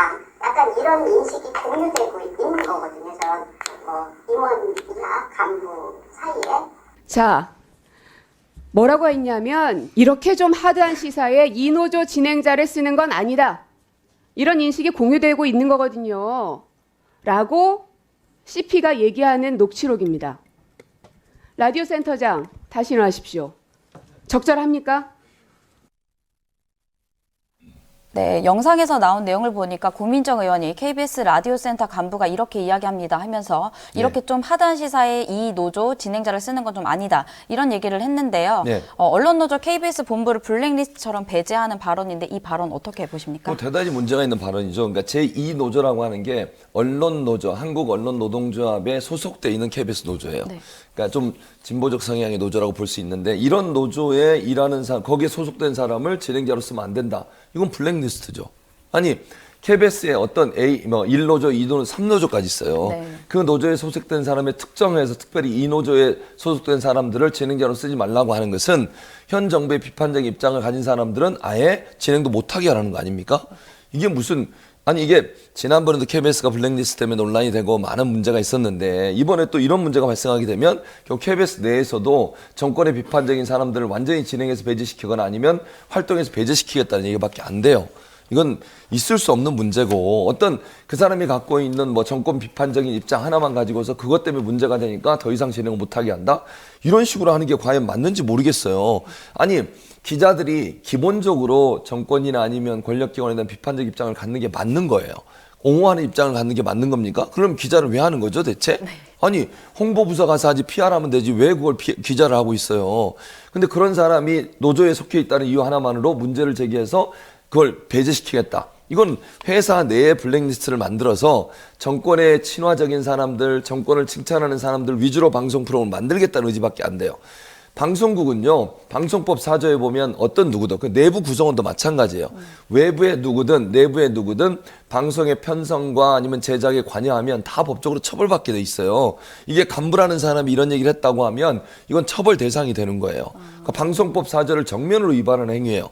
방송 편성과 방송 편성 제작에 대해서는 제작진에게 어느 누구도 압력을 가할 수 없어요. 그게 사장이라 하더라도. 네. 근데 이런 행위를 했다는 것 자체가 사실은 정면을 법률을 위반하는 행위다. 처벌 대상이 된다는 것이고 KBS가 얼마나 망가지고 있느냐를 보여주는 단적인 예라는 생각이 들어요. 네. 이렇게까지 해서 KBS가 정권 옹기적인 방송을 해야 할 수밖에 없는 것인가. 네. 이 문제에 상당히 큰 뭐 실망감뿐만 아니라 법적으로도 불법적인 행위를 했다라고 밖에 볼 수 없습니다. 네, 그럼 이번에 이제 교통방송 TBS에 관한 좀 이야기를 해보겠습니다. TBS 하면 김어준의 뉴스공장이 좀 간판 그 프로그램처럼 이야기가 그랬었죠. 됐었고요. 또 이제 시청률이 굉장히 높았었죠. 이제 그 전에도 수십 년간 많은 청취자에게 방송을 해왔는데 교통방송 TBS가 없어질 위기입니다. 이거 내용 좀 얘기 좀. 왜 그러냐면 서울시에서 예산안을 통과시켰는데 TBS 예산을 영원으로 해버렸어요. 영원. 근데 TBS 같은 경우는 지금 현재 재원의 그러니까 운영비의 70%를요 서울시에서 지원을 받아요. 그리고 30%를 자체적으로 뭐 광고, 협찬 이런 걸로 운영을 하거든요. 근데 만약 영원을 해버리면 예산의 70%가 없어지는 거잖아요. 그럼 운영 자체가 어려워요. 직원들 월급 주기도 어려워요. 그러면. 그러니까 현재도 보면 지난해에도 거의 막 50% 정도 예산을 삭감을 했잖아요. 그래가지고 외부 출연자를 쓰지 못해요. 출연료를 지급이 안 돼가지고. 그럼 결국 내부에 있는 아나운서들이나 아니면 외부의 출연자들도 요즘은요, 자원봉사 성격으로 돈도 안 받고 출연료도 안 받고 출연을 하고 있어요. 네. 그런 상황인데 아예 그것마저 없애겠다는 것은 TBS 문 닫게 하겠다는 의도밖에 안 보여요. 이렇게 무책임하게, 아니, 공공의 자산이라고 할 수 있는 전파를 이용해서 방송을 하고 있는데 그 방송사를 대책도 없이 이렇게 예산을 완전히 깎아가지고 뭐 완전히 문 닫게 하는 상황으로 가는 것이 과연 맞는지 모르겠습니다, 이게. 아니, 이게 의원들이, 그러니까 서울시의회가 국민의힘이 조금 더 많아요. 네. 그러다 보니까 자기들의 과반수라는 이유 하나만으로 이런 식으로 아주 그냥 압박하고 밀어붙이는 건데 TBS를 민영화시키거나 아니면 TBS를 완전히 팔아넘기려는 의도로밖에 안 보입니다. 이렇게 되면 운영 자체가 안 되기 때문에 그러면 이제 직원들 같은 경우도요. TBS 더 이상 일 못해요. 근데 그분들을 쫓아낼 수는 없잖아요. 왜냐하면 공무원으로 이미 임용이 돼 있는 상태이니까 다른 부서로 보낼 거예요. 뭐 상수도 사업부라든지 모르겠어요. 어디로 갈지는. 네. 서울시에 있는 다른 산하기관들로 보내겠죠. 이런 방식으로 해서 TBS 자체가 완전히 와해되게 만들고 그리고 이 전파는 반납하든지 아니면 민간에게 매각하든지 이런 방법을 쓸 것 같아요. 제가 생각할 때는. 그러니까 그 방법 말고는 방법이 없어요. 예전에 이제 이런 사례가 뭐가 있냐면 그 경기방송이라고 있었어요. 네. 경기방송이 주파수를 반납을 했어요. 사업을 하던 사람이. 그건 민영방송이었는데. 네. 그래서 그게 사업자 공모를 해서 지난해인가요? 지난해에 OBS가 그걸 인수를 해가지고 올해부터 방송을 시작을 했었어요. 그래서 지금 OBS가 방송을 하고 있는데 그런 형태가 될 가능성이 있다. 그러니까 TBS를 민간에 팔아서 민간이 누가 들어와서 고용승계하면서 방송을 운영하는 방식으로 가든 아니면 아예 파산 절차로 들어가서 방송 자체를 문 닫게 하든 둘 중에 하나를 할 수밖에 없는 상황으로 가고 있다. 이렇게 볼 수 있을 것 같습니다. 네, 제가 작년에 서울시에 출입을 했었던 기자여가지고 예. 그때 한번 봤었더니 이제 서울시의원들 중에 70%가 국민의힘이었고 예. 그 30%가 민주당이었는데 굉장히 강력한 의지를 가지고 TBS를 약간 좀 그 탄압하려고 했었던 것 같았었거든요. 맞아요. 근데 뭐 그때 당시에 이야기했던 거는 김어준 진행자가 너무 편향적이다 하면서 이제 얘기를 굉장히 많이 했었는데 사실 이제 뭐 뉴스공장 김어준의 뉴스공장 같은 경우에는 유튜브로 옮겼고 오세훈 서울시장이 시장이 된 지도 조금 됐는데 네. 그러면 사장도 본인이 원하는 사람을 앉혔으니 충분히 제어가 가능하지 않나 이런 좀 생각도 들거든요. 너무 무리한 게 아니냐. 이런. 무리한 거죠. 근데 제가 볼 때는 아예 없애려고 하는 것 같아요. 그러니까 별 도움이 안 된다고 보는 것 같고, 왜냐하면 예전에 오세훈 시장이 예전에 그 시장 할 때도 TBS가 있었거든요. 그 당시에는. 그 당시 물론 재단 형태는 아니었고 성우시 산하기관이었어요. 근데 그 당시에는 사실은 논란이 많았던 게 성우시 홍보 방송이 돼가지고 너무 논란이 많았고 비판도 많이 받았어요. 근데 지금의 이 상황에서 그렇게 만들기가 어렵다고 판단한 것 같아요. 그러니까 지금은 재단으로 독립돼 있어서 서울시가 직접적으로 개입할 수는 없어요. 이사회에서 모든 걸 결정해야 되는 상황이 되다 보니까 아무래도 오세훈 시장 입장에서는 이대로 놔둬도 본인이 원하는 방법으로 운영하기는 어려울 것 같고 그 비판도 많을 것 같으니까 아예 그럼 없애버리자. 도움도 안 되는 거 뭐하러 갖고 있어. 이런 생각인 것 같아요. 근데 이제 저는 이게 아까도 말씀드렸지만 서울 시민들을 위해서 만들어진 방송이고 시민들을 위한 방송으로 운영되고 있는데 이걸 시민의 동의나 의견도 듣지 않고 마음대로 이렇게 할 수 있는지 모르겠어요. 공청회를 열든지 아니면 아니 예산도 자기 돈 아니잖아요. 시 예산이 들어가는 게 시민들이 낸 돈이지 자기 돈입니까? 아니 이거를 물론 뭐 의회에서 자기들이 결정해서 그렇게 하는 거는 법적으로 문제가 없을지 모르지만 시민들의 의견도 들어봐야 될 거 아니에요. TBS가 어떤 방향으로 가야 될지 또는 TBS 운영에 대해서 시민들은 어떤 생각을 갖고 있는지 공청회도 열고 의견도 수렴해서 국민들이나 시민들이 원하는 방향으로 가는 게 맞지. 자기들한테 실질적인 도움이 안 된다고 생각해서 이걸 문 닫혀버리겠다 아니면 민영화시켜버리겠다. 이게 과연 맞는지 모르겠어요. 그럼 시민의 목소리를 대면할 수 있는 방송사가 없어지는 거잖아요. 그걸 시민들이 과연 원할까요? 저는 아니라고 생각합니다. 네. 그리고 또 근데 광고 관련해서는 이거 네. 좀 궁금했었는데 TBS는 이제 재단이라고 하셨는데 네. 그러면 이제 광고나 이런 것들이 안 되는 걸로 알고 있거든요. 못하고 있죠. 근데 그런 거는 어떤 식으로 또 뭐 해소를 하거나 사실은 이제 광고는 방통위에서 해결을 해줘야 돼요. 왜냐하면 이게 광고를 못 받는 이유 중에 하나가 뭐였냐면 서울시에서 재단 후원금을 받기 때문이에요. 근데 이게 끊어졌잖아요. 네. 그럼 광고를 할 수 있게 만들어줘야 되는데 이걸 누가 반대하겠어요? 방송사들이 반대해요. 아니 생각을 해보세요. 라디오 방송사든 TV 방송사든 광고 시장은 제한돼 있는데 그 광고 시장에서 광고 할 사람이 또 한 명 들어와 봐요. 그럼 어떻게 돼요? 그 피자 크기는 똑같은데 나눠 먹을 사람이 더 많아지니까 광고 시장이 더 치열하게 경쟁을 하겠죠. 그러니까 다른 방송사들이 다 반대를 하는 거예요. 뭐 특히 라디오 방송사들 있잖아요. 이런 방송사들이 TBS가 광고를 허용하는 것을 반대를 해요. 왜냐하면 자기들이 해야 될 광고가 일정 부분 뺏기게 되는 거잖아요. 그렇게 되면. 그렇기 때문에 제가 볼 때는 이제 뭐 만약에 이게 민영화 된다고 하면 또는 누군가가 뭐 아니면 다른 방법으로 운영이 된다고 하면 광고를 풀어줄 필요가 있어요. 왜냐하면 서울시에서 지원을 안 하게 되면 광고를 못하는 상태에서는 방송 자체가 운영이 어려워요. 왜냐하면 그 30% 협찬이나 이런 걸 받는 건데 네. 한계가 있을 수밖에 없어요. 그래서 광고를 풀어서 재단에서 서울시에서 후원금을 못 받게 되면 광고를 풀어서 스스로 운영할 수 있는 환경을 만들어 줘야 되고 다만 방통위가 이걸 해야 되기 때문에 서울시가 결정할 문제는 아니에요. 이거는 그러니까 방통위에서 해결해 줘야 할 문제인데 방송사들의 반대가 있어서 과연 방통위가 어떻게 할지는 좀 지켜봐야 될 것 같은데 서울시와 방통위가 다른 결정을 할 가능성이 좀 낮아 보여서 이렇게 가다가는 방송사를 문을 닫게 하든지 아니면 전파 자체를 새로운 방송사에 그러니까 새로운 사업장에 넘기면서 고용 승계하고 광고를 풀어주는 방식으로 민영화하는 방식이 고려될 수 있다 이렇게 생각합니다. 네, 그리고 이제 네, 방심위 위원장 관련해서 좀 얘기를 해보겠습니다. 며칠 전에 방심위 위원장이 종편이랑 보도 채널 사장들과 만남을 가졌습니다. 이 자리에서 류희림 위원장은 내년 총선을 앞두고 조작, 왜곡, 보도 재발 방지를 위한 자체 심의 강화를 당부했는데요. 방심위가 이렇게 조작, 왜곡 보도를 단속하는 곳인가요? 아니면 또는 또 총선을 앞두고 이런 만남을 갖는 게 좀 어떤 의미로 해석이 될까요? 아니 종편하고 보도 채널은 우리의 여론에 엄청난 영향을 미치는 곳이잖아요. 네. 근데 방심위원장이라는 사람이 거기 만나가지고 이런 대화를 나눴다는 것 자체가 대단히 부적절해요. 특히 총선을 앞두고서. 아니면 종편이나 보도 채널 입장에서는 방심위에서 벌점을 내리거나 아니면 징계를 하게 되면요. 재승인 과정에서 엄청난 불이익을 당해요. 그럼 얼마나 이 사람들이 압박이 느껴지겠습니까? 만남 자체가 네. 대단히 부적절하고 그리고 아니 방심위가요. 무슨 뭐 가짜 뉴스 또는 조작 왜곡 보도 이런 부분들을 관리하는 곳이 아니에요. 방심위는 일단 허위로 조작된 정보가 유통되는 걸 막는 거예요. 그게 보도의 내용이 아니라 인터넷상이나 온라인상에서 이루어지고 있는 문제를 얘기하는 것이고요. 방송에 대해서는요, 정치적 중립성을 훼손했을 경우에 심의를 할 수 있어요.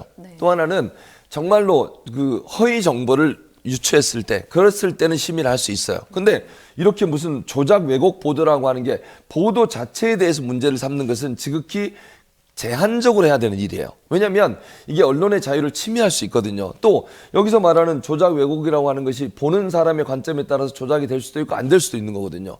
판단 기준을 어떻게 할 거예요, 대체? 이런 부분에 있어서 논란이 될 수밖에 없기 때문에 방심위는 정치적인 사안에 대한 보도에선 심의를 최소화해야 되는 거예요. 중립성을 어겼다고 판단될 때 거기에 대해서는 심의를 할 수 있지만 그거 자체가 언론의 자유나 아니면 표현의 자유를 억압할 수 있는 위험성이 있기 때문에 정치적 사안에 대한 심의는 최소화하는 게 기본적인 입장이었어요, 지금까지. 근데 이제 예를 들면 폭력, 선정 이런 부분들은 다 심의가 가능하잖아요. 근데 이렇게 보도체나 종편들 불러가지고 이런 행동과 태도를 했다고 하는 것 자체가 미리 압박을 해서 뭔가 좀 그 정부의 비판적인 입장에 서 있는 언론사나 아니면 그런 보도들을 좀 제한하려는 의도가 있지 않았나 이런 오해를 불러일으키기에 상당히 의심이 되는 그런 자리라고 볼 수 없는 거죠.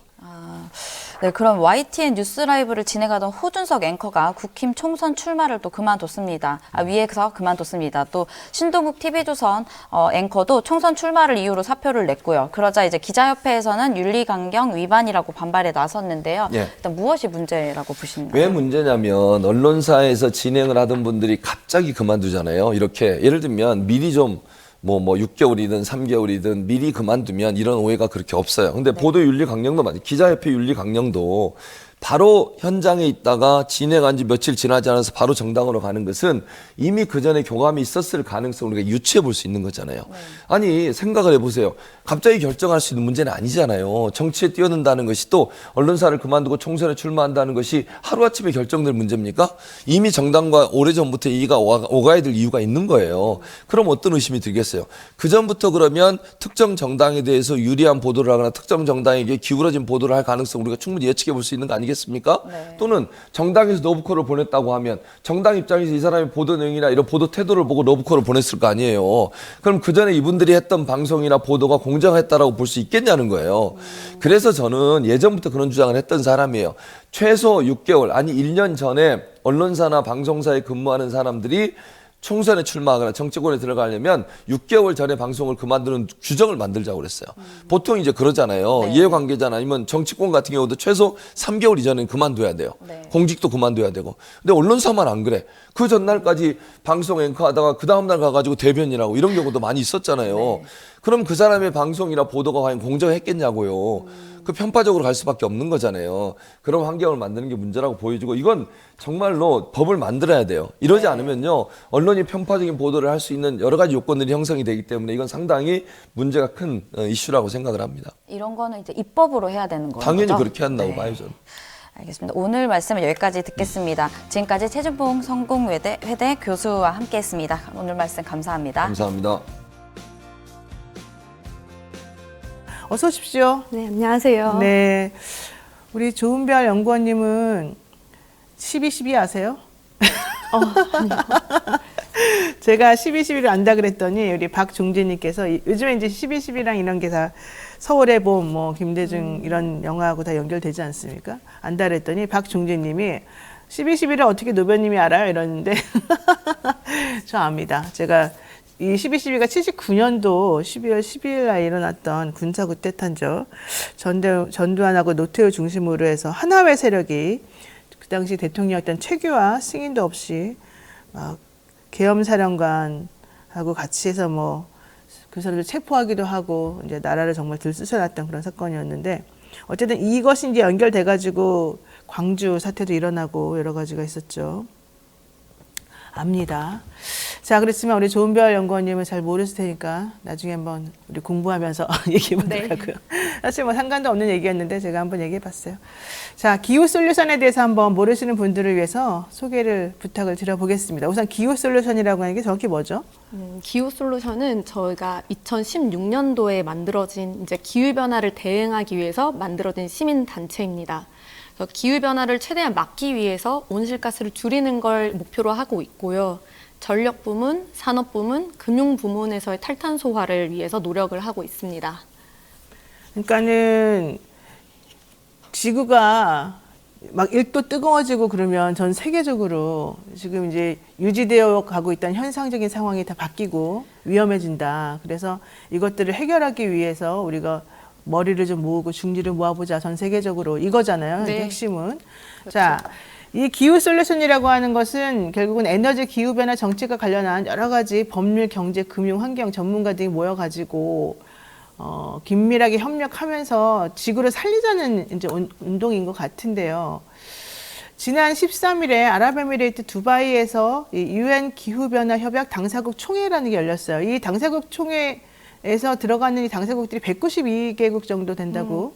190 지금 7개입니다. 197개국이군요. 어쨌든 엄청나게 많은 나라들이 지금 다 여기에 지금 참여를 하고 있습니다. 자, 그렇다면 말하고자 싶은 것은 UN 기후변화 협약 당사국 총회, 이게 지금 컵 28이라고 되어 있는데 컵 22도 있고 컵 26도 있고 그런 것 같은데. 그렇죠. 예, 이게 4년마다 한 번씩 열리나 봐요? 아니에요. 어떻게 되는 1년마다 거야? 한 번씩 열립니다. 그래서 COP이라는 거는 당사국 총회라는 것의 이제 줄임말인데 Conference of Parties 이렇게 해서 당사국 총회라고 하는데 이게 1992년에 전 세계가 모여서 리우 환경회의에서 이제 기후변화를 대응해야 된다. 전 세계가 이것이 인간에게 실질적인 위험이 된다라는 그런 이제 결의 아래 만들어진 이제 유엔 기후변화 협약의 최고 의사 결정 기구입니다. 그래서 이게 캅에서 매년 이제 당사국들이 모여서 즉 이제 유엔 기후변화 협약에 이제 가입한 당사국들이 모여서 매년 기후변화를 대응하기 위한 이행상을 점검하고 또 앞으로 어떻게 할 것인지를 결정하는 그런 이제 자리입니다. 유엔은 이제 의사결정 기준이 만장일치이기 때문에 당사국들이 모두 만장일치하는 결과가 그 해의 캅의 이제 최종 합의문으로 나오게 됩니다. 그래서 캅으로 이뤄낸 주요 결과 중에서 이제 1997년에 온실가스 감축 목표를 전 세계적으로 합의했던 교토 의정서가 있고, 또 2015년에는 이제 전 지구 온도 평균 상승을 1.5도로 제한하자고 결의한 파리 협정이 있습니다. 이번에는 이제 28번째로 열렸기 때문에 캅 28이라고 불렀던 거고요. 네, 두바이에서 이제 11월 30일부터 12월 13일까지 열렸습니다. 그러니까 이게 1995년도부터 매년 열렸다. 그리고 2023년이 28번째 열린 거다. 네. 다만 이제 코로나가 있었던 2020년에는 못 열렸다. 이런 맞습니다. 얘기인 거겠죠? 네네. 여기서 핵심은 2023년 12월 13일 화석연료에서 벗어나는 탈화석연료 전환을 촉구한다는 내용의 합의문을 채택한 게 중요하다. 근데 사실은 원래는 이 정도 선에서 머물지 않고 좀 더 단계적으로 없애버리겠다 뭐 이런 얘기까지 하려고 했다가 산유국들이 반대해가지고 좀 못하게 된 거 아니에요? 네, 맞습니다. 분명한 화석연료 폐지라는 문구가 이제 당사국들이 합의하는 최종 선언 합의문 초안에는 있었거든요. 그렇죠. 근데 최종 선언문에서는 전환해야 된다라는 언어로 약화가 됐습니다. 그러니까 이는 이제 석탄의 단계적 폐지라는 이제 캅 26의 수준에서 이제 나아가지 못한 그런 한계를 보여줬던 거거든요. 네. 그래서 이번 캅 28에서 최초로 그 최종 합의문에 화석연료의 퇴출, 이제 페이즈 아웃이라고 하는 퇴출이라는 문구가 들어갈지가 네. 이제 기대감이 많았습니다. 특히 이번 캅이 굉장히 중요했었는데, 왜냐하면 이번 캅은 2015년 파리협정 이후로 처음으로 각 국가들이 기후변화를 어떻게 대응하고 있는지를 점검하는 점검하는 기준 연도였거든요. GST라고 부르는 글로벌 스탁테이크가 처음으로 이뤄지는 해였습니다.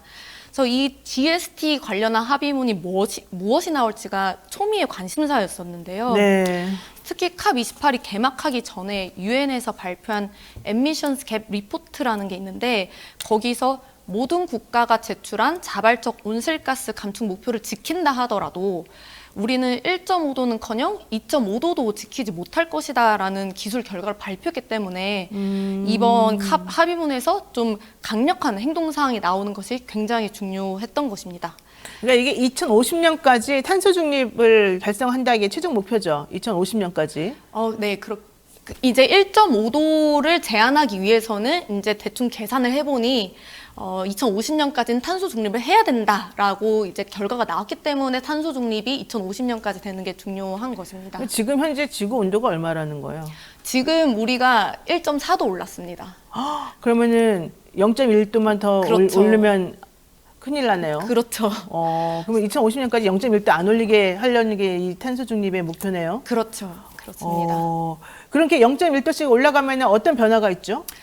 1.5도가 이제 총 올라가게 네. 되면, 그래서 우리 이제 0.1도 남았는데, 참고로 이 기준, 그러니까 온도가 어디서부터 1.5도가 올라가는지가 무엇이냐면 산업혁명이 이루어지는 해입니다. 그래서 그 전에는 이제 온실가스가 많이 없었기 때문에 그 연도를 기준으로 잡고 1.5도 평균 온도 상승을 제한한다라는 것인데, 1880년대부터 얘기해요? 네, 그렇죠. 후반에. 네. 근데 요게 이제 1.5도가 되게 되면, 저도 정확한 이제 데이터는 머릿속에 있진 않지만 대략적으로 말씀드리면 산호초의 뭐 50%가 전부 다 멸종한다.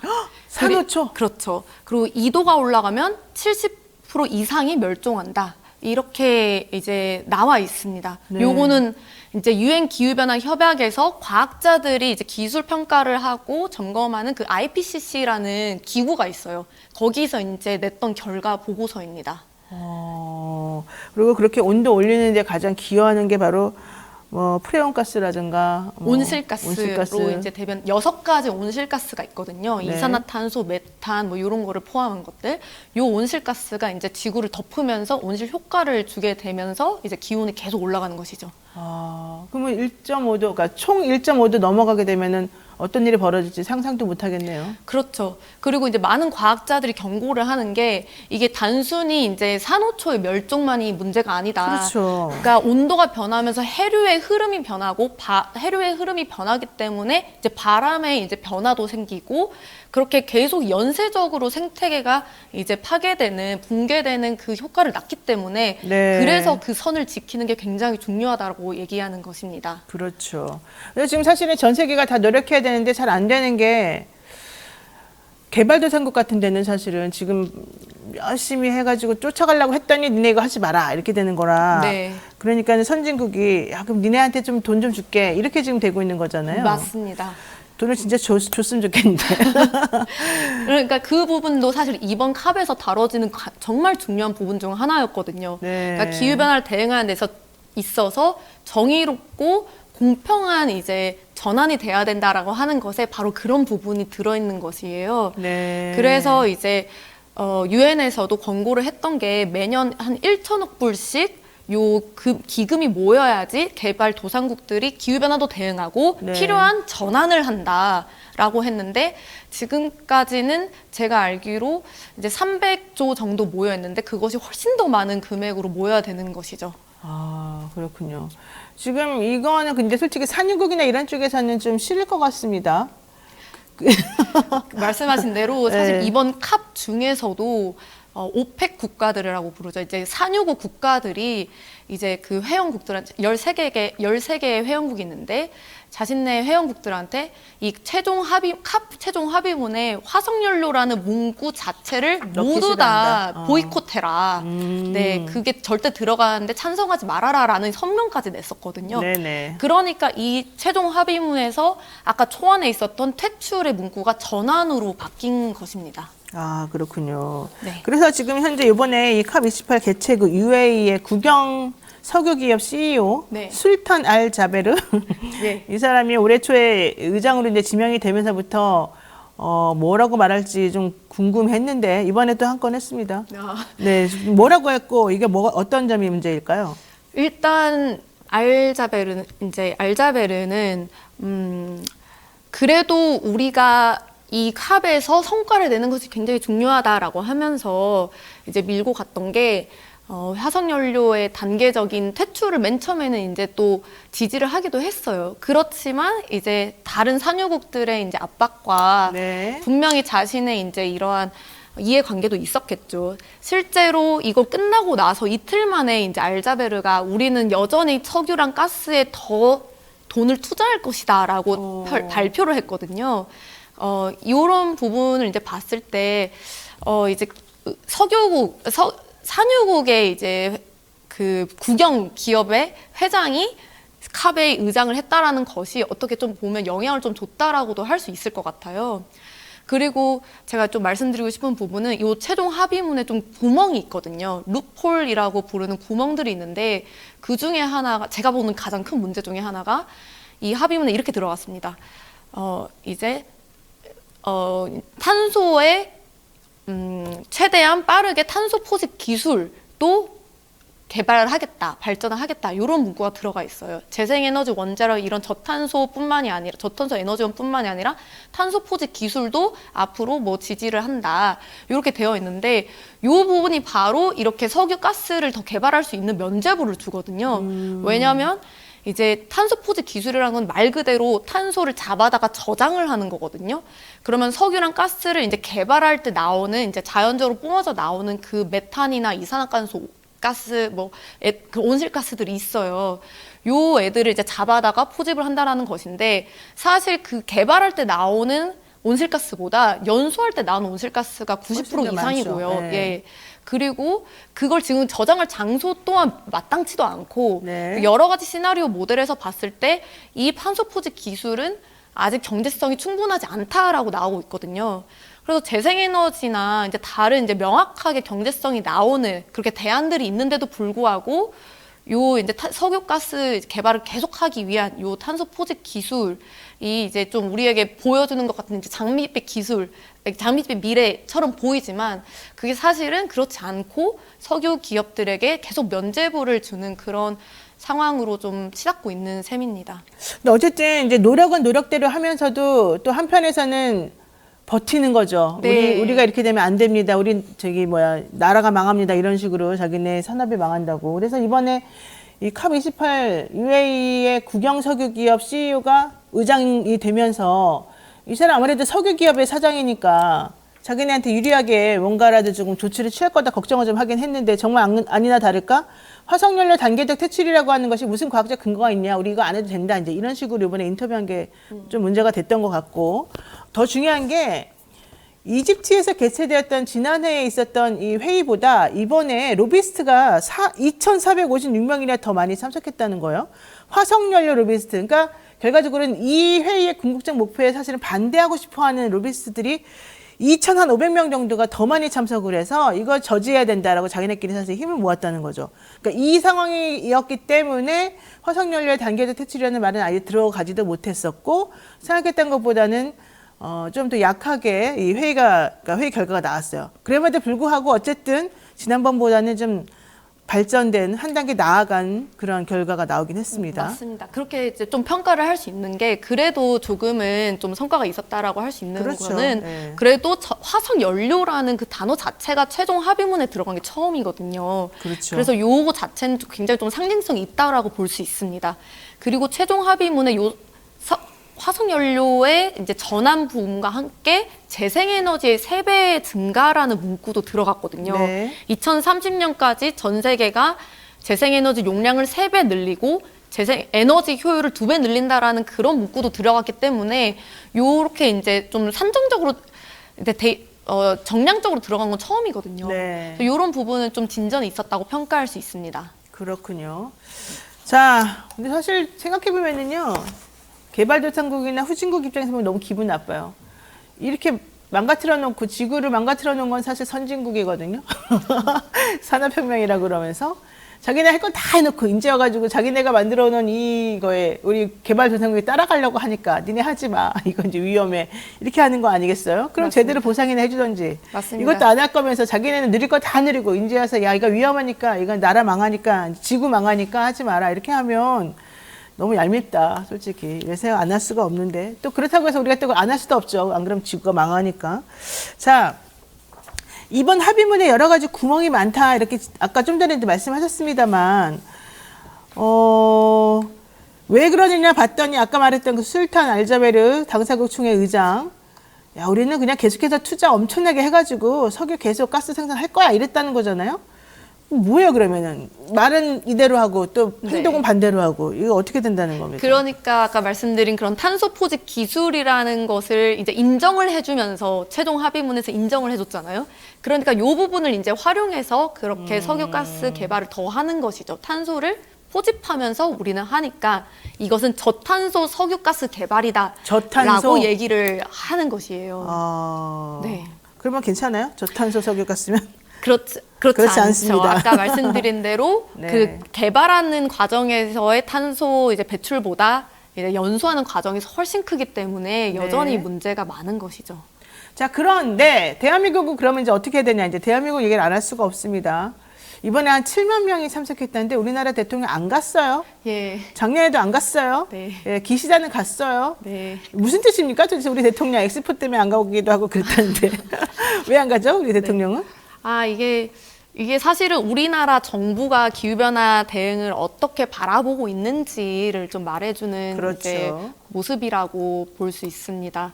아무래도 이제 적극적으로 더 이제 협상에 참여하고 여기에 우리가 이만큼의 더 책임을 가지고 가겠다라고 한다면 그 정상에 참여하는 것이 더 훨씬 더 의미가 크죠.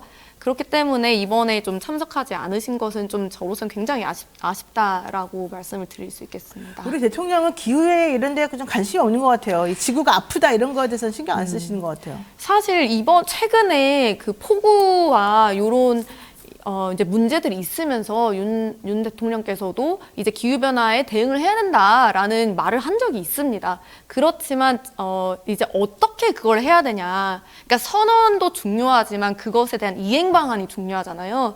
저는 우리나라가 아직 이 이행 방안에 대해서 좀 고민이 적다라고 말씀을 드리고 싶습니다. 왜냐하면 이제 또 추후에 더 말씀을 드리겠지만 재생에너지나 이렇게 저탄소 에너지원들, 무탄소 에너지원들에 대한 투자 같은 게 굉장히 좀 적고 부족하거든요. 그리고 산업에서의 이제 뭐 전환 같은 부분은 너무 느리고 그래서 좀 여러모로 좀 더 나아갈 부분이 많습니다. 우리나라는. 그렇죠. 사실은 지난 문재인 정부 때는 여기에 관심을 많이 가졌었는데 윤석열 대통령 오면서는 관심이 좀 툭 떨어져가지고 이 정책이 연결이 되지도 않습니다. 그 대통령이 특히 네덜란드 다녀오면서 반도체 동맹 강조하긴 했는데 이것도 역시 이 재생에너지 공급이라고 하는 것하고 연결시켜 보게 되면 투자 확장하는 데 조금 문제가 있을 수가 있거든요. 근데 여기에 대해서 아무런 대책이 없이 그냥 뭉뚱그려가지고 우리는 반도체 동맹입니다. 이렇게만 했어요. 근데 거기에 이 재생에너지가 어떻게 공급이 되냐에 따라서 사실은 이게 발전될 수도 있고 쪼그라들 수도 있고 그런 거였거든요. 지금 상황이 어떻게 된다는 거예요? 그러니까 요 네덜란드와 함께 지금 반도체 동맹을 맺었잖아요. 네. 그래서 요 어떤 뉴스들이 나오고 있냐면 네덜란드의 반도체 제조 기업인 이제 ASML 이제 우리나라의 제조 공장을 좀 짓겠다라고 그렇죠. 이제 했는데 문제는 요 우리나라의 재생에너지가 너무 없다 보니까 ASML 쪽에서는 너무 부담이 되는 거예요. 지을 수도 없어요, 사실은. 네, 왜냐하면 네. 그 ASML은 이제 기업의 사용 전력을 모두 재생에너지로 100% 사용하겠다라고 하는 국제 이니셔티브인 아리백에 가입을 했거든요. 요 아리백에는 이제 ASML뿐만 아니라 구글, 뭐 애플, 삼성, 다 들어가요. TSMC 뭐 요런 세계적인 기업들 400개 넘게가 이제 가입이 되어 있습니다. 네. 요걸 가입하게 되면은 그 기업뿐만 아니라 그 기업의 하청업체 하청들. 맞습니다. 하청업체들도 다 재생에너지를 100% 써야 된다는 그렇죠. 것이거든요. 그렇게 해서 생산된 물건만 사실은 서로 판매할 수 있게끔 한다는 그렇죠. 거잖아요. 그렇기 때문에 재생에너지가 없다라는 것은 요 ASML에게는 그 약속을 지킬 수 없는 것이고 그렇죠. 약속을 지키는 걸 넘어서 이제 다른 곳에 판매할 때 있어서 제약이 되는 것이기 네네. 때문에 실제로 작년에 ASML에서 이제 연간 리포트를 냈는데 자체 리포트를 냈는데 한국의 투자에 대한 그 리스크로 두 가지를 꼽았거든요. 그 중에 하나는 이제 지리학적 리스크, 북한과의 긴장 관계. 두 번째는 이 재생에너지 조달이 굉장히 불가능하지, 불가능하다라는 점을 리스크로 꼽았습니다. 그럼 아예 불가능하네, 처음부터. 그래서 이제 열심히 우리나라도 이제는 기후변화도 너무 중요하지만 이제 네. 산업 경쟁력을 위해서도 재생에너지에 이제 집중을 좀 해야 되는 때가 된 거죠. 그러니까 재생에너지를 사용하지 않고 물건을 만들게 되면 그 물건을 다른 나라에 수출할 수도 없게 되는 거예요. 그렇죠. 사기가 어렵고 네. 이제 아리백 이제 국제 이제 이니셔티브 약속들이 있지만 유럽 연합의 네. 경우에는 탄소 국경 제도 CBAM이라고 탄소 국경 제도를 이제 또 이행을 하려고 하거든요. 그렇죠. 시행을. 그렇게 되면은 이제 탄소를 많이 쓰는 이제 석탄과 석유 뭐 요런 가스 요런 걸로 생산한 제품은 관세를 네, 부과하겠다. 세금이 엄청나게 부과돼요. 네, 그래서 이제 국제적인 그런 뭐 재생에너지가 몇 %라서 우리나라가 국제적으로 몇 등이네 요런 것을 넘어서 이제 실제 경제적 위협이 되는 요 부분을 좀 감안할 필요가 있습니다. 맞습니다. 우리나라는 국민들은 엄청나게 재활용 잘하거든요. 다른 나라보다. 정말 다른 나라 국민들이 깜짝 놀랄 정도로 잘해요. 우리나라 국민들이. 근데 대통령님은 완전 반대예요. 반대. 지금 중요한 게 그래서 재생에너지 비중이 OECD 국가 중에서 꼴찌라는 거 아니겠습니까? 네. 그런데도 불구하고 우리가 2030년까지 재생에너지 용량을 3배 늘리겠다 이런 또 선언문에 또 동참하기도 했어요. 그러니까 네. 말 따로 행동 따로라는 거예요. 아무런 인프라가 형성되어 있지 않은데 우리 하겠습니다. 말만 하고 있는 거나 마찬가지죠. 이렇게 되면 사실은 되겠습니까? 나는 안 될 거라고 솔직히 봅니다. 자, 지금 그 이쪽 분야에서 이제 전문가로서 활동하시면서 지난 정부에서 추진했던 대표적인 신재생 에너지가 태양광, 네. 그러니까 풍력이었는데 사실 그게 뭐 효과가 있네 없네부터 시작해가지고 이번 정부 들어서 말이 되게 많았었거든요. 네. 그래가지고 오히려 올해 2월에 이 한무경 의원하고 김한정 의원이 해상풍력 계획 입지 및 산업 육성에 관한 특별 법안, 해상풍력 보급 활성화에 관한 특별 법안, 뭐 이런 걸 다 대표 발의했단 말이에요. 네. 그럼 이제 이런 식으로 입법화하면은 뭔가 좀 나아질까요, 우리나라가? 일단 그 말씀하신 그 해상풍력 특별 법안은 이제 핵심이 환경사회적인 재생에너지의 환경사회적인 영향도 고려하면서 그 기업의 가시성을 높여주겠다는 거거든요. 그 산업에. 그러니까 무슨 말이냐면 지금까지는 우리나라 삼면 바다에 그 개발업자들이 아무데나 들어가서 적절한 곳을 찾아가지고 해상풍력을 개발을 할 수가 있었어요. 근데 그러다 보니까 문제가 여기에 이제 물고기들이 많이 있을 수도 있고 어업이 활발한 곳일 수도 있고 네네. 혹은 좀 보존을 해야 되는 구역일 수도 있잖아요. 네. 그러니까 그런 부분이 좀 충돌이 되기도 하면서 그 어민들이나 이제 보존을 하려고 하는 그런 측의 입장에서는 굉장히 좀 불편했던 것이 있었죠. 그렇죠. 그런데 또 기업의 입장에서도 그게 좋지만은 않았던 것이 사업의 가시성이 잘 안 보이는 거예요. 그러니까 인허가들을 하나씩 받아가는데 나중에 지금 해상풍력 인허가를 29개를 10개 부처에 걸쳐서 받아야 되거든요. 그러면은 이제 첫 번째, 두 번째는 잘 받았다가 나중에 한 20번째 가가지고 인허가를 못 받을 수도 있는 거예요. 왜냐하면은 그 입지가 어떤지 잘 모르니까. 그래서 가시성이 떨어져서 그 해상풍력이 뭐 1, 2억 하는 게 아니거든요. 조 단위로 되는 사업이거든요. 그렇군요. 그러니까 기업의 입장에서도 이걸 투자 결정을 할 때 명확하게 이제 사업성이 보여야 되는데 네. 어민들과의 충돌 그리고 사회적인 그런 가치들도 그 넘어서 그 입지에 대한 불확실성 때문에 잘 개발을 하기 어려웠습니다. 네. 은행에서도 좀 그 금융 지원을 하기 어려웠고요.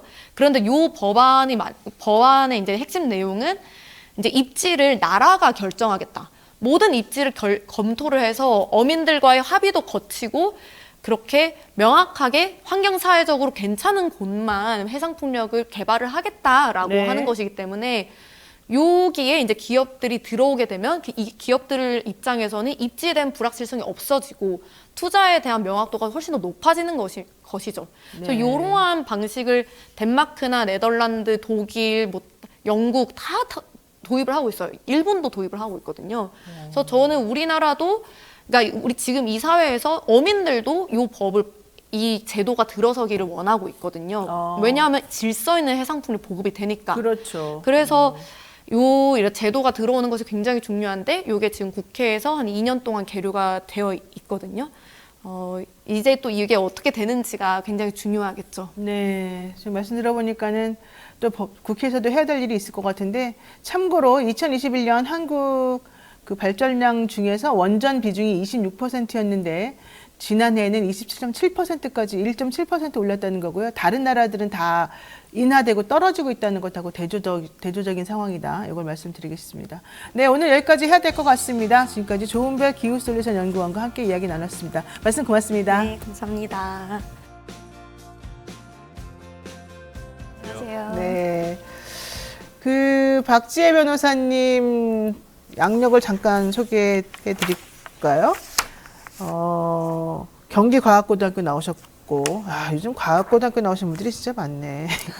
서울대학교 조선해양공학과 학사, 서울대학교 환경대학원 석사, 스웨덴 환경정책 환경경영정책대학원 석사, 서울대학교 법학전문 석사, 법학 박사.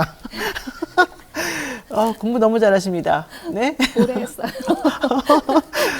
그리고 정말 저는 이렇게 공부 잘하는 분들 보면 좀 짜증이 날 때가 있는데. 자, 우리 또 이재성 전무님도 제가 한번 불러드릴까요?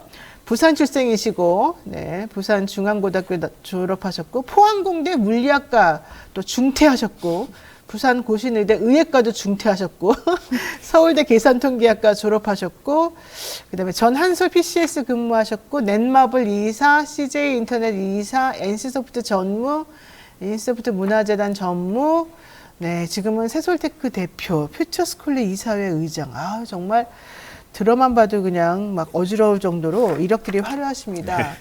우선 제가 어떻게 대표님이라고 부를까요? 어떻게 불러야 되나요? 네, 그래. 네, 어떻게 물리학과 중퇴하시고 의대 중퇴하시고 왜 그러신 거예요? 처음에 좀 과학자가 되고 싶어서 공과대학만 딱 있는 그런 대학을 가면 좀 좋은 과학자가 될 수 있지 않을까 생각을 했었는데 포항공대. 예. 좀 더 두루 학부 시절에는 좀 두루 공부하는 게 좋겠다라는 생각이 있었고요. 근데 이제 옮기는 과정에서 좀 아버님 입장에서는 의대를 가라. 이왕 그렇다 그러면 네네. 그래서 또 의대를 갔었는데 너무 재미가 없었습니다. 그리고 약간 상명하복의 그런 분위기도 크고 그래서 다시 이제 좀 큰 대학에 가서 두루 공부를 해보고 싶어서 그래서 네. 이제 이공계 가고 뭐 경제학원 부전공하고 그런 식으로 대학 보냈습니다. 예. 공부를 그냥 하고 싶으면 하고 막 말고 싶으면 말고 이러는군요. 자, 정말 할 말이 없는데 박 변호사님도 마찬가지 아닙니까?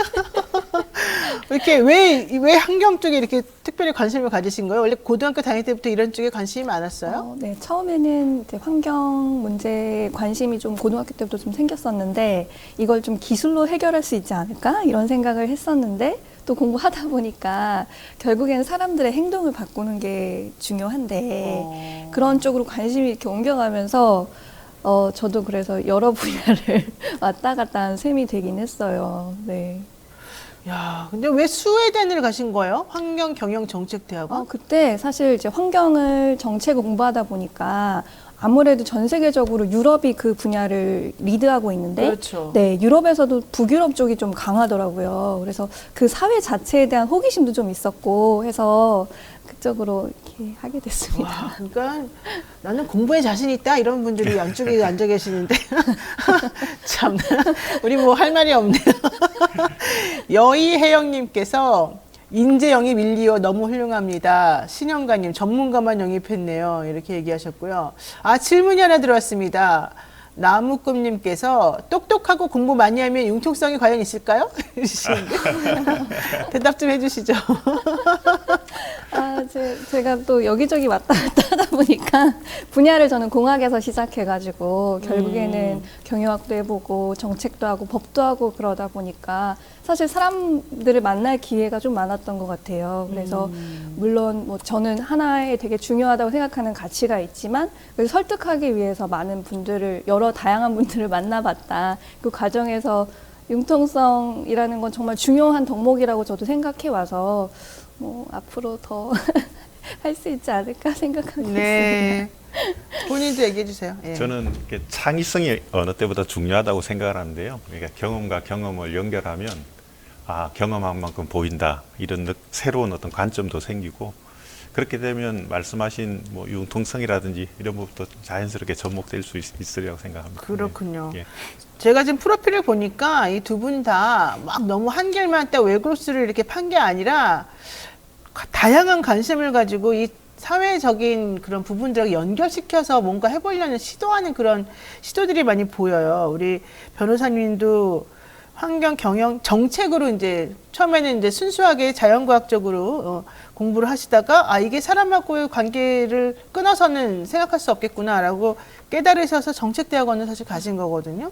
그리고 또 전문가로서 변호사도 또 되시고 우리 이재성 대표님께서도 보세요. 물리학과 나왔다가 의예과 나왔다가 계산통계가 나왔다가 그러니까 본인이 계속해서 공부하다 보니까 이쪽 분야만 해서 안 된다. 이쪽 분야는 뭐하고 접목해야 된다. 이 생각이 있기 때문에 예, 여기저기 지금 하신 거라 제가 봤을 때는 융통성 문제는 걱정 안 하셔도 될 것 같습니다. 저는 제가 원래 심리학 박사 다닐 때 논문을 창의성 쪽으로 쓰다가 말았는데 쓰다가 제가 사법시험 공부했거든요. 네, 그래서 창의성이 되게 중요하다는 그 말에 정말 적극 공감하는 상황인데 어쨌든 두 분 다 매우 유연한 사고를 가지신 분이고 한 분야든 두 분야든 본인들이 원하면 뭐든지 이루는 사람들이라는 거 이게 되게 중요한 것 같습니다. 내가 왕이다님께서 역시 민주당 이 대표 영재 영입 최고입니다. 응원합니다 이러셨는데 네, 정말 두 분 다 너무너무 훌륭하신 분들이네요. 자, 우선 요즘에 이제 가장 중요한 게 또 기후위기 관련된 부분들이 많기 때문에 박 변호사님한테 여쭤보겠습니다. 인재영입 발표 당시 변호사님께서 하신 말씀이 윤석열 정부가 망친 기후위기 대응 기반을 정상적으로 돌려놓겠다 이런 말씀 하셨단 말이죠. 윤 대통령이 망쳐놨군요, 결국에는. 네, 많이 우려가 있었는데요. 사실 제가 얼마 전에 뉴스인사이더에서 그 당사국 총회도 보도하신 거 봤거든요. 거기서도 기후위기가 굉장히 심각하다. 전 세계적으로 이걸 빨리 해결해야 된다는 전 세계적인 공감대를 다시 한번 확인을 했는데, 우리나라 같은 경우는 지금 이 정부 들어와가지고 기후정책에 있어서 위기의식도 좀 실종이 되고 대응 방향에 있어서도 사실 원전을 앞세우고 있는데요. 그렇죠. 그게 기후위기 대응을 핑계로 사실은 원전 산업을 활성화하고자 하는 그런 의도하에 추진하는 게 아닌가 하는 의심이 돼요. 그러니까 태양광, 사실 기후위기 대응을 위해서는 태양광, 풍력 같은 재생에너지에 투자하는 것이 전 세계적인 추세인데 그렇죠. 그걸 외면하고 그건 탄압하면서 원자력만 하겠다 이렇게 나서고 있어서 상당히 우려가 많이 되는 상황입니다. 그러니까 예전 진짜 한 30년, 40년 전에 하면 딱 맞았을 그런 생각들을 네네. 가지고서 정책을 펼치시니까 이게 좀 세계적인 추세하고도 안 맞는 것 같고 우리나라도 좀 위험한 것 같고 이런 생각이 좀 듭니다. 근데 어쨌든 중요한 거는 문재인 정부 때 그래서 재생에너지도 강조했고 태양광도 많이 추진하고 그랬었는데 윤석열 정부 들어와가지고는 태양광 사업에 뭐 이권 카르텔이 들어갔다 이러면서 또 막 욕하고 사법적인 처리도 하고 이러지 않았습니까? 그러면서 태양광보다 원전이 온실가스 감축 효과가 훨씬 크다 뭐 이런 얘기도 했단 말이에요. 근데 아무리 생각해도 정말 원전이 더 클까요? 그런 효과가 좀 이상하긴 해요. 사실 대통령님이 아무데나 카르텔이라는 말을 붙이는 되게 나쁜 습관이 있으신 것 같아요. 그렇죠. 네, 사실 카르텔이라는 단어는 몇몇 기업이 독점하고 있는 분야, 오히려 원전 분야의 적당한 용어라고 볼 수 있을 것 같거든요. 네. 근데 일단 질문 주신 것 같이 이제 원전 태양광 어느 게 더 그 기후위기 대응에 효과적이냐와 관련해 가지고는 유엔에서 올해 이제 기후변화 협약 당사국 총회를 앞두고 그 보고서를 하나 발간을 한 게 있었어요. 거기서 우리가 2030년까지 단기간 감축이 굉장히 중요한데 그렇죠. 가장 효과적인 정책 수단이 무엇이냐를 전 세계적인 상황을 바탕으로 평가를 한 내용이 있었는데요.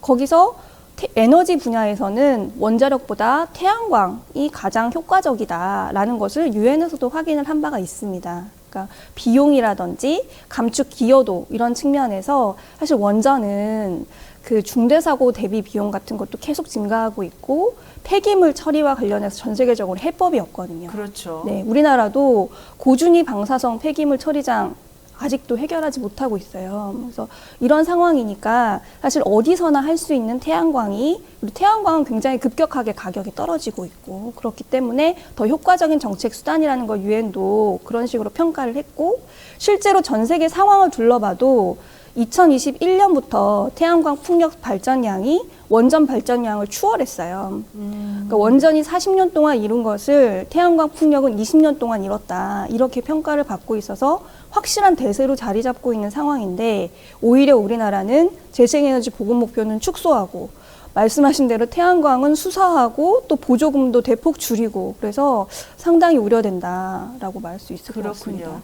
자, 지금 윤석열 정부 환경부가 제일 무능하다, 힘없다, 통일부도 문제다 뭐 이런 얘기 계속 많이 하지 않습니까? 네. 종이빨대 저는 정말 충격받았어요. 네, 1년 만에 네. 없애면서 참 정말 여러 가지 측면에서 좀 미래가 안 보인다 이런 생각도 좀 들고 특히 대통령 그렇게 국빈 해외 방문 많이 하시면서 기후위기 이 당사국총 이런 데는 또 2번이나 빠지시고 앞으로 어떻게 하시려고 이분이 지금 이러는 걸까요? 네, 사실 그런 문제도 이런 환경 분야에서 활동하는 사람들 다 굉장히 이제 실망하고 있는 문제인데 특히 저는 이제 법을 하다 보니까 사실 어이가 없는 그런 조치들이죠.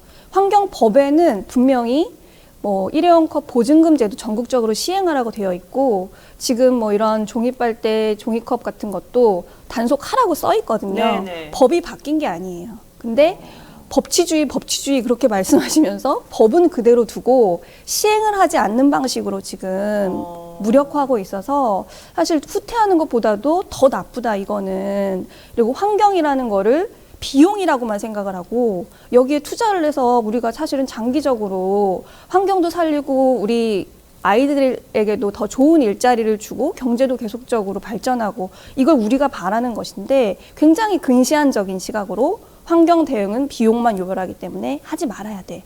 이런 시그널을 준다는 점에서 굉장히 우려스럽다. 네. 또 말씀드릴 수 있을 것 같습니다. 사실 그래요. 이렇게 우리 대통령은 딱 가시적으로 눈에 금방 딱 드러나는 거에만 집중을 하시고 미래를 위한 투자나 이렇게 차근차근히 밟아나가는 단계적인 변화에는 좀 관심이 덜 하신 게 아닌가 생각이 좀 듭니다. 자, 이번에는 우리 이재성 대표님께 여쭤보겠습니다. 임재영이 기자회견 당시에 비례 당연히 임정희비면은 비례를 생각할 예. 것으로 생각했으나 네. 부산에 내가 그냥 직접 출마하겠다 이런 얘기를 하셨습니다. 4차 산업 전문가인데 왜 이런 결단을 하셨을까요? 그날 그 얘기 해가지고 왜 그런 얘기 했냐고 막 얘기 많이 혼났죠, 들었는데요. 사실은 여기저기서. 예, 저도 사람인지라 그냥 그 자리에서 좀 명확하게 제 생각을 전달해야 흔들리지 않았을라고 생각을 했고요. 그 배경은 그렇습니다. 그러니까 제 고향이 부산인데 우리가 흔히 뭐 제2의 수도, 네. 우리나라를 대표하는 2번째 도시라고 하지만 여러 지표에서 부산이 제2의 도시의 지위를 상실한 건 오래됐습니다. 그리고 실제로 부산 안에서도 뭐 서울이 강남, 강북 그렇다면 부산은 이제 동부산, 서부산 이렇게 또 격차가 큰데요. 그 상대적으로 발전이 더딘 서부산 같은 경우는 훨씬 더 경제 상황이 좋지 않습니다. 그래서 뭐 정치인들에게 어떤 걸 기대할 거냐. 지금 불신이 큰 이유도 결국 저 사람들이 국민들의 먹고 사는 문제를 좀 해결할 수 있나. 뭐 금리 오르면 이자 내야 되고 또 종업원들 급여는 맞춰야 되고 그럼 뭐 소상공인들은 진짜 집에 내가 돈을 가져갈 수 있을까 이런 걱정들 많이 하고 있잖아요. 그래서 이제 비례가 돼서 좀 뭐 원론적인 이런 접근보다는 하나의 성공 사례를 좀 만들되 그게 전국적으로 좀 확산될 수 있다면 좋겠다. 그래서 수도권이 아니라 부산 안에서도 서부산 지역에서 하나의 성공 사례가 나온다면 전국적으로 확산될 수 있는 그런 계기가 되지 않을까 해서 한번 도전해 보려고 마음먹은 겁니다. 그동안 실패를 한 번도 안 해보셨죠? 그래서 용감하게 나서시는 거 아니에요? 뭐 실패를 안 한 사람이 어디 있겠습니까? 다만 저는 이제 같은 실패란보다는 뭐 실수라고 한다면 같은 실수는 되풀이하지 않겠다 이런 생각이고 앞서도 말씀드렸지만 그 경험과 경험을 연결하는 과정에서 새로운 관점들이 많이 나오거든요. 네. 뭐 그런 부분들을 이번에 한번 마음껏 발휘해 보고 싶습니다. 네. 캔디 나무님께서 무늬만 전문가가 아니시길 바라고 전문가로서 제대로 일할 사람을 국민은 지지합니다. 남황재형님 2분 응원합니다. 나라의 부흥을 위해 있어주세요. 형건 김영건님 이재성 멋지다 화이팅이다 이런 얘기 하셨는데 자 근데 지금 그 이력 중에 보면 넷마블 이사, CJ 인터넷 이사, NC소프트 전무 이게 전부 다 지금 일련의 흐름이 있지 않습니까? 아무래도 이쪽 주제, 이쪽 분야에서는 뭐 정말 누구에게도 뒤지지 않는 전문가이실 것 같은데 그러다 보니까는 창업, 또 취업, 이 젊은이들이 원하는 그런 뭐 게임 산업 이런 쪽에 제일 강하실 것 같아요. 현장에서 요즘에 뭐 스타트업 이런 것도 지금 많이 강의하시고 그러잖아요. 네네. 어떻습니까? 정말 어렵습니다. 어렵죠. 네. 하나 좀 사례를 말씀드리면 부산에서 있었던 일인데요. 이제 강연이 끝나면 사석에서는 선배님 그럽니다. 창업 네. 쪽에서 그 선배님은 이력을 보니까 그 IMF 시기에 직장 생활을 시작을 한 것 같은데 지금이 정말 IMF 시기랑 비슷하나요? 그렇게 물었습니다. 그래서 그러네, 진짜. 왜 그래요? 그랬더니 사실 이렇게 아버지가 IMF 시기에 사업이 망해서 자기는 IMF에 대한 큰 트라우마가 있다. 그래서 제가 그런데 또 자기는 이제 스타트업을 하고 있는데 최근에 주변에 자꾸 IMF라는 얘기가 나와서 너무 힘들다. 그러니까 뭐 이럴 정도로 힘들고요. 근데 그 배경에는 현 정부가 특히 어떤 중소 스타트업을 지원하는 모태펀드 예산이 또 줄어들어 있어요. 예. 그러니까 우리가 그 코로나 시기에는 이제 소상공인들을 지원하는 뭐 아주 특별한 조치를 취했음에도 불구하고 지금 여전히 소상공인들이 어렵지 않습니까? 네. 그럼 스타트업 같은 경우는 올해 사실 좀 특별한 조치가 취해졌어도 어려울 텐데 예산 자체가 늘지 않고 있는 이런 상황이기 때문에 우리 미래 먹거리를 생각해 본다 그러면 우리 경제가 중장기적으로 어떤 새로운 성장 동력이 나올 수 있을까 하는 부분에서는 매우 걱정스럽습니다. 예. 저 그러니까 걱정하시니까 예. 그러면 대안이나 이제 상황 변화를 위한 여러 가지 방법이나 이런 것들을 우리에게 알려주셔야 될 것 같아요. 그렇죠. 네, 어떻게 해야 될까요? 그러면은 그러니까 무엇보다도 이제 성장 동력을 발굴해야 된다고 보는데요. 뭐 제가 생각해 보는 건 그래도 우리가 아마 우리 변호사님께서도 막 영양제 같은 거 많이 드실 텐데요. 네. 그 일종의 이제 디지털 영양제 같은 거 필요한 시대입니다. 그러니까 제가 이제 좀 막내고 누나랑 차이가 있어서 누나 둘이 이제 올해 환갑이 다 넘었는데 부두 노동자의 막내로 태어났는데 저는 뭐 운이 좋아서 잘 살고 있지만 누나들은 되게 빠듯한 삶을 살거든요. 누나가 저한테 맨날 하는 얘기가 나는 우리 자식들에게 짐이 안 되고 싶다. 그러니까 저한테는 조카족은 무슨 얘기야 그랬더니 혹시나 내가 치매가 만약에 걸리면 네. 이거는 내가 어떤 합리적인 판단을 할 수 없기 때문에 그래서 뭐 등산도 다니고 열심히 다닌다거든요. 그 말은 되게 와닿습니다. 제 돌아가신 어머니도 그랬었고 그러면 그 치매를 예방하기 위한 방법 중에 하나가 기능성 게임 같은 게 있습니다. 실제로. 그래서 이제 우리나라는 막 그런 단계죠. 그러니까 막 임상이 안 돼 있다라는 거고 뭐 콘텐츠 진흥원 같은 데서 관심을 가지고 있지만 그 예산 규모는 매우 초보적인 상황이거든요. 근데 한국이 IT 강국이고 또 온라인 게임은 종주국이기도 합니다. 네. 그러면 뭐 쉽게 디지털 영양제 같은 걸 만들어서 치매가 예방되는 그런 게임들이 나온다고 하면 이른바 대박이고요. 우리 또 변호사님이 고민하는 기후 문제도 재밌게 청소년들에게는 재밌게 다가가는 게 중요하지 않습니까? 그렇죠. 그걸 이제 게이미피케이션이라고 그러는데요. 그 게임이 또 재미있는 요소들은 또 교육적하고 접목됐을 때 상당히 효과적입니다. 뭐 예를 든다면 뭐 이런 식의 어떤 현실적이면서도 새로운 신앙 동력은 또 우리 경기를 부양하고 또 이거에 대한 임상을 또 제가 생각하는 지역에 먼저 도입을 한다 그러면 그 지역에서는 또 좋고 우리나라 전체도 좋고 뭐 이런 식의 고민들을 요즘 하고 있습니다. 예. 그렇군요. 우리는 그냥 우리 엄마 치매 걸리면 화토 치시라고 고스톱 치세요 그러고 놀아주진 않으면서 그랬는데 자, 두 분께 정치 입문을 결심한 이유가 도대체 뭐냐, 왜 민주당에서 오라 그러는데 딱 갔냐, 이걸 한번 여쭤보고 싶습니다. 먼저 변호사님. 네, 사실 앞서 말씀드린 것처럼 기후는 굉장히 빨리 변하는데 우리 정치는 그동안 그렇게 관심이 없지 않았나 하는 그런 제 나름의 위기의식이 조금 있었던 것 같고요. 국회에 이제 300명의 국회의원이 있지만 여기에 정말 또 우선순위를 두고 활동하는 사람이 있으면 조금 더 우리 사실 큰 목표를 향해서 우린 대한민국이라는 큰 나라를 바꾸어 가는 데는 오랜 시간이 걸리잖아요.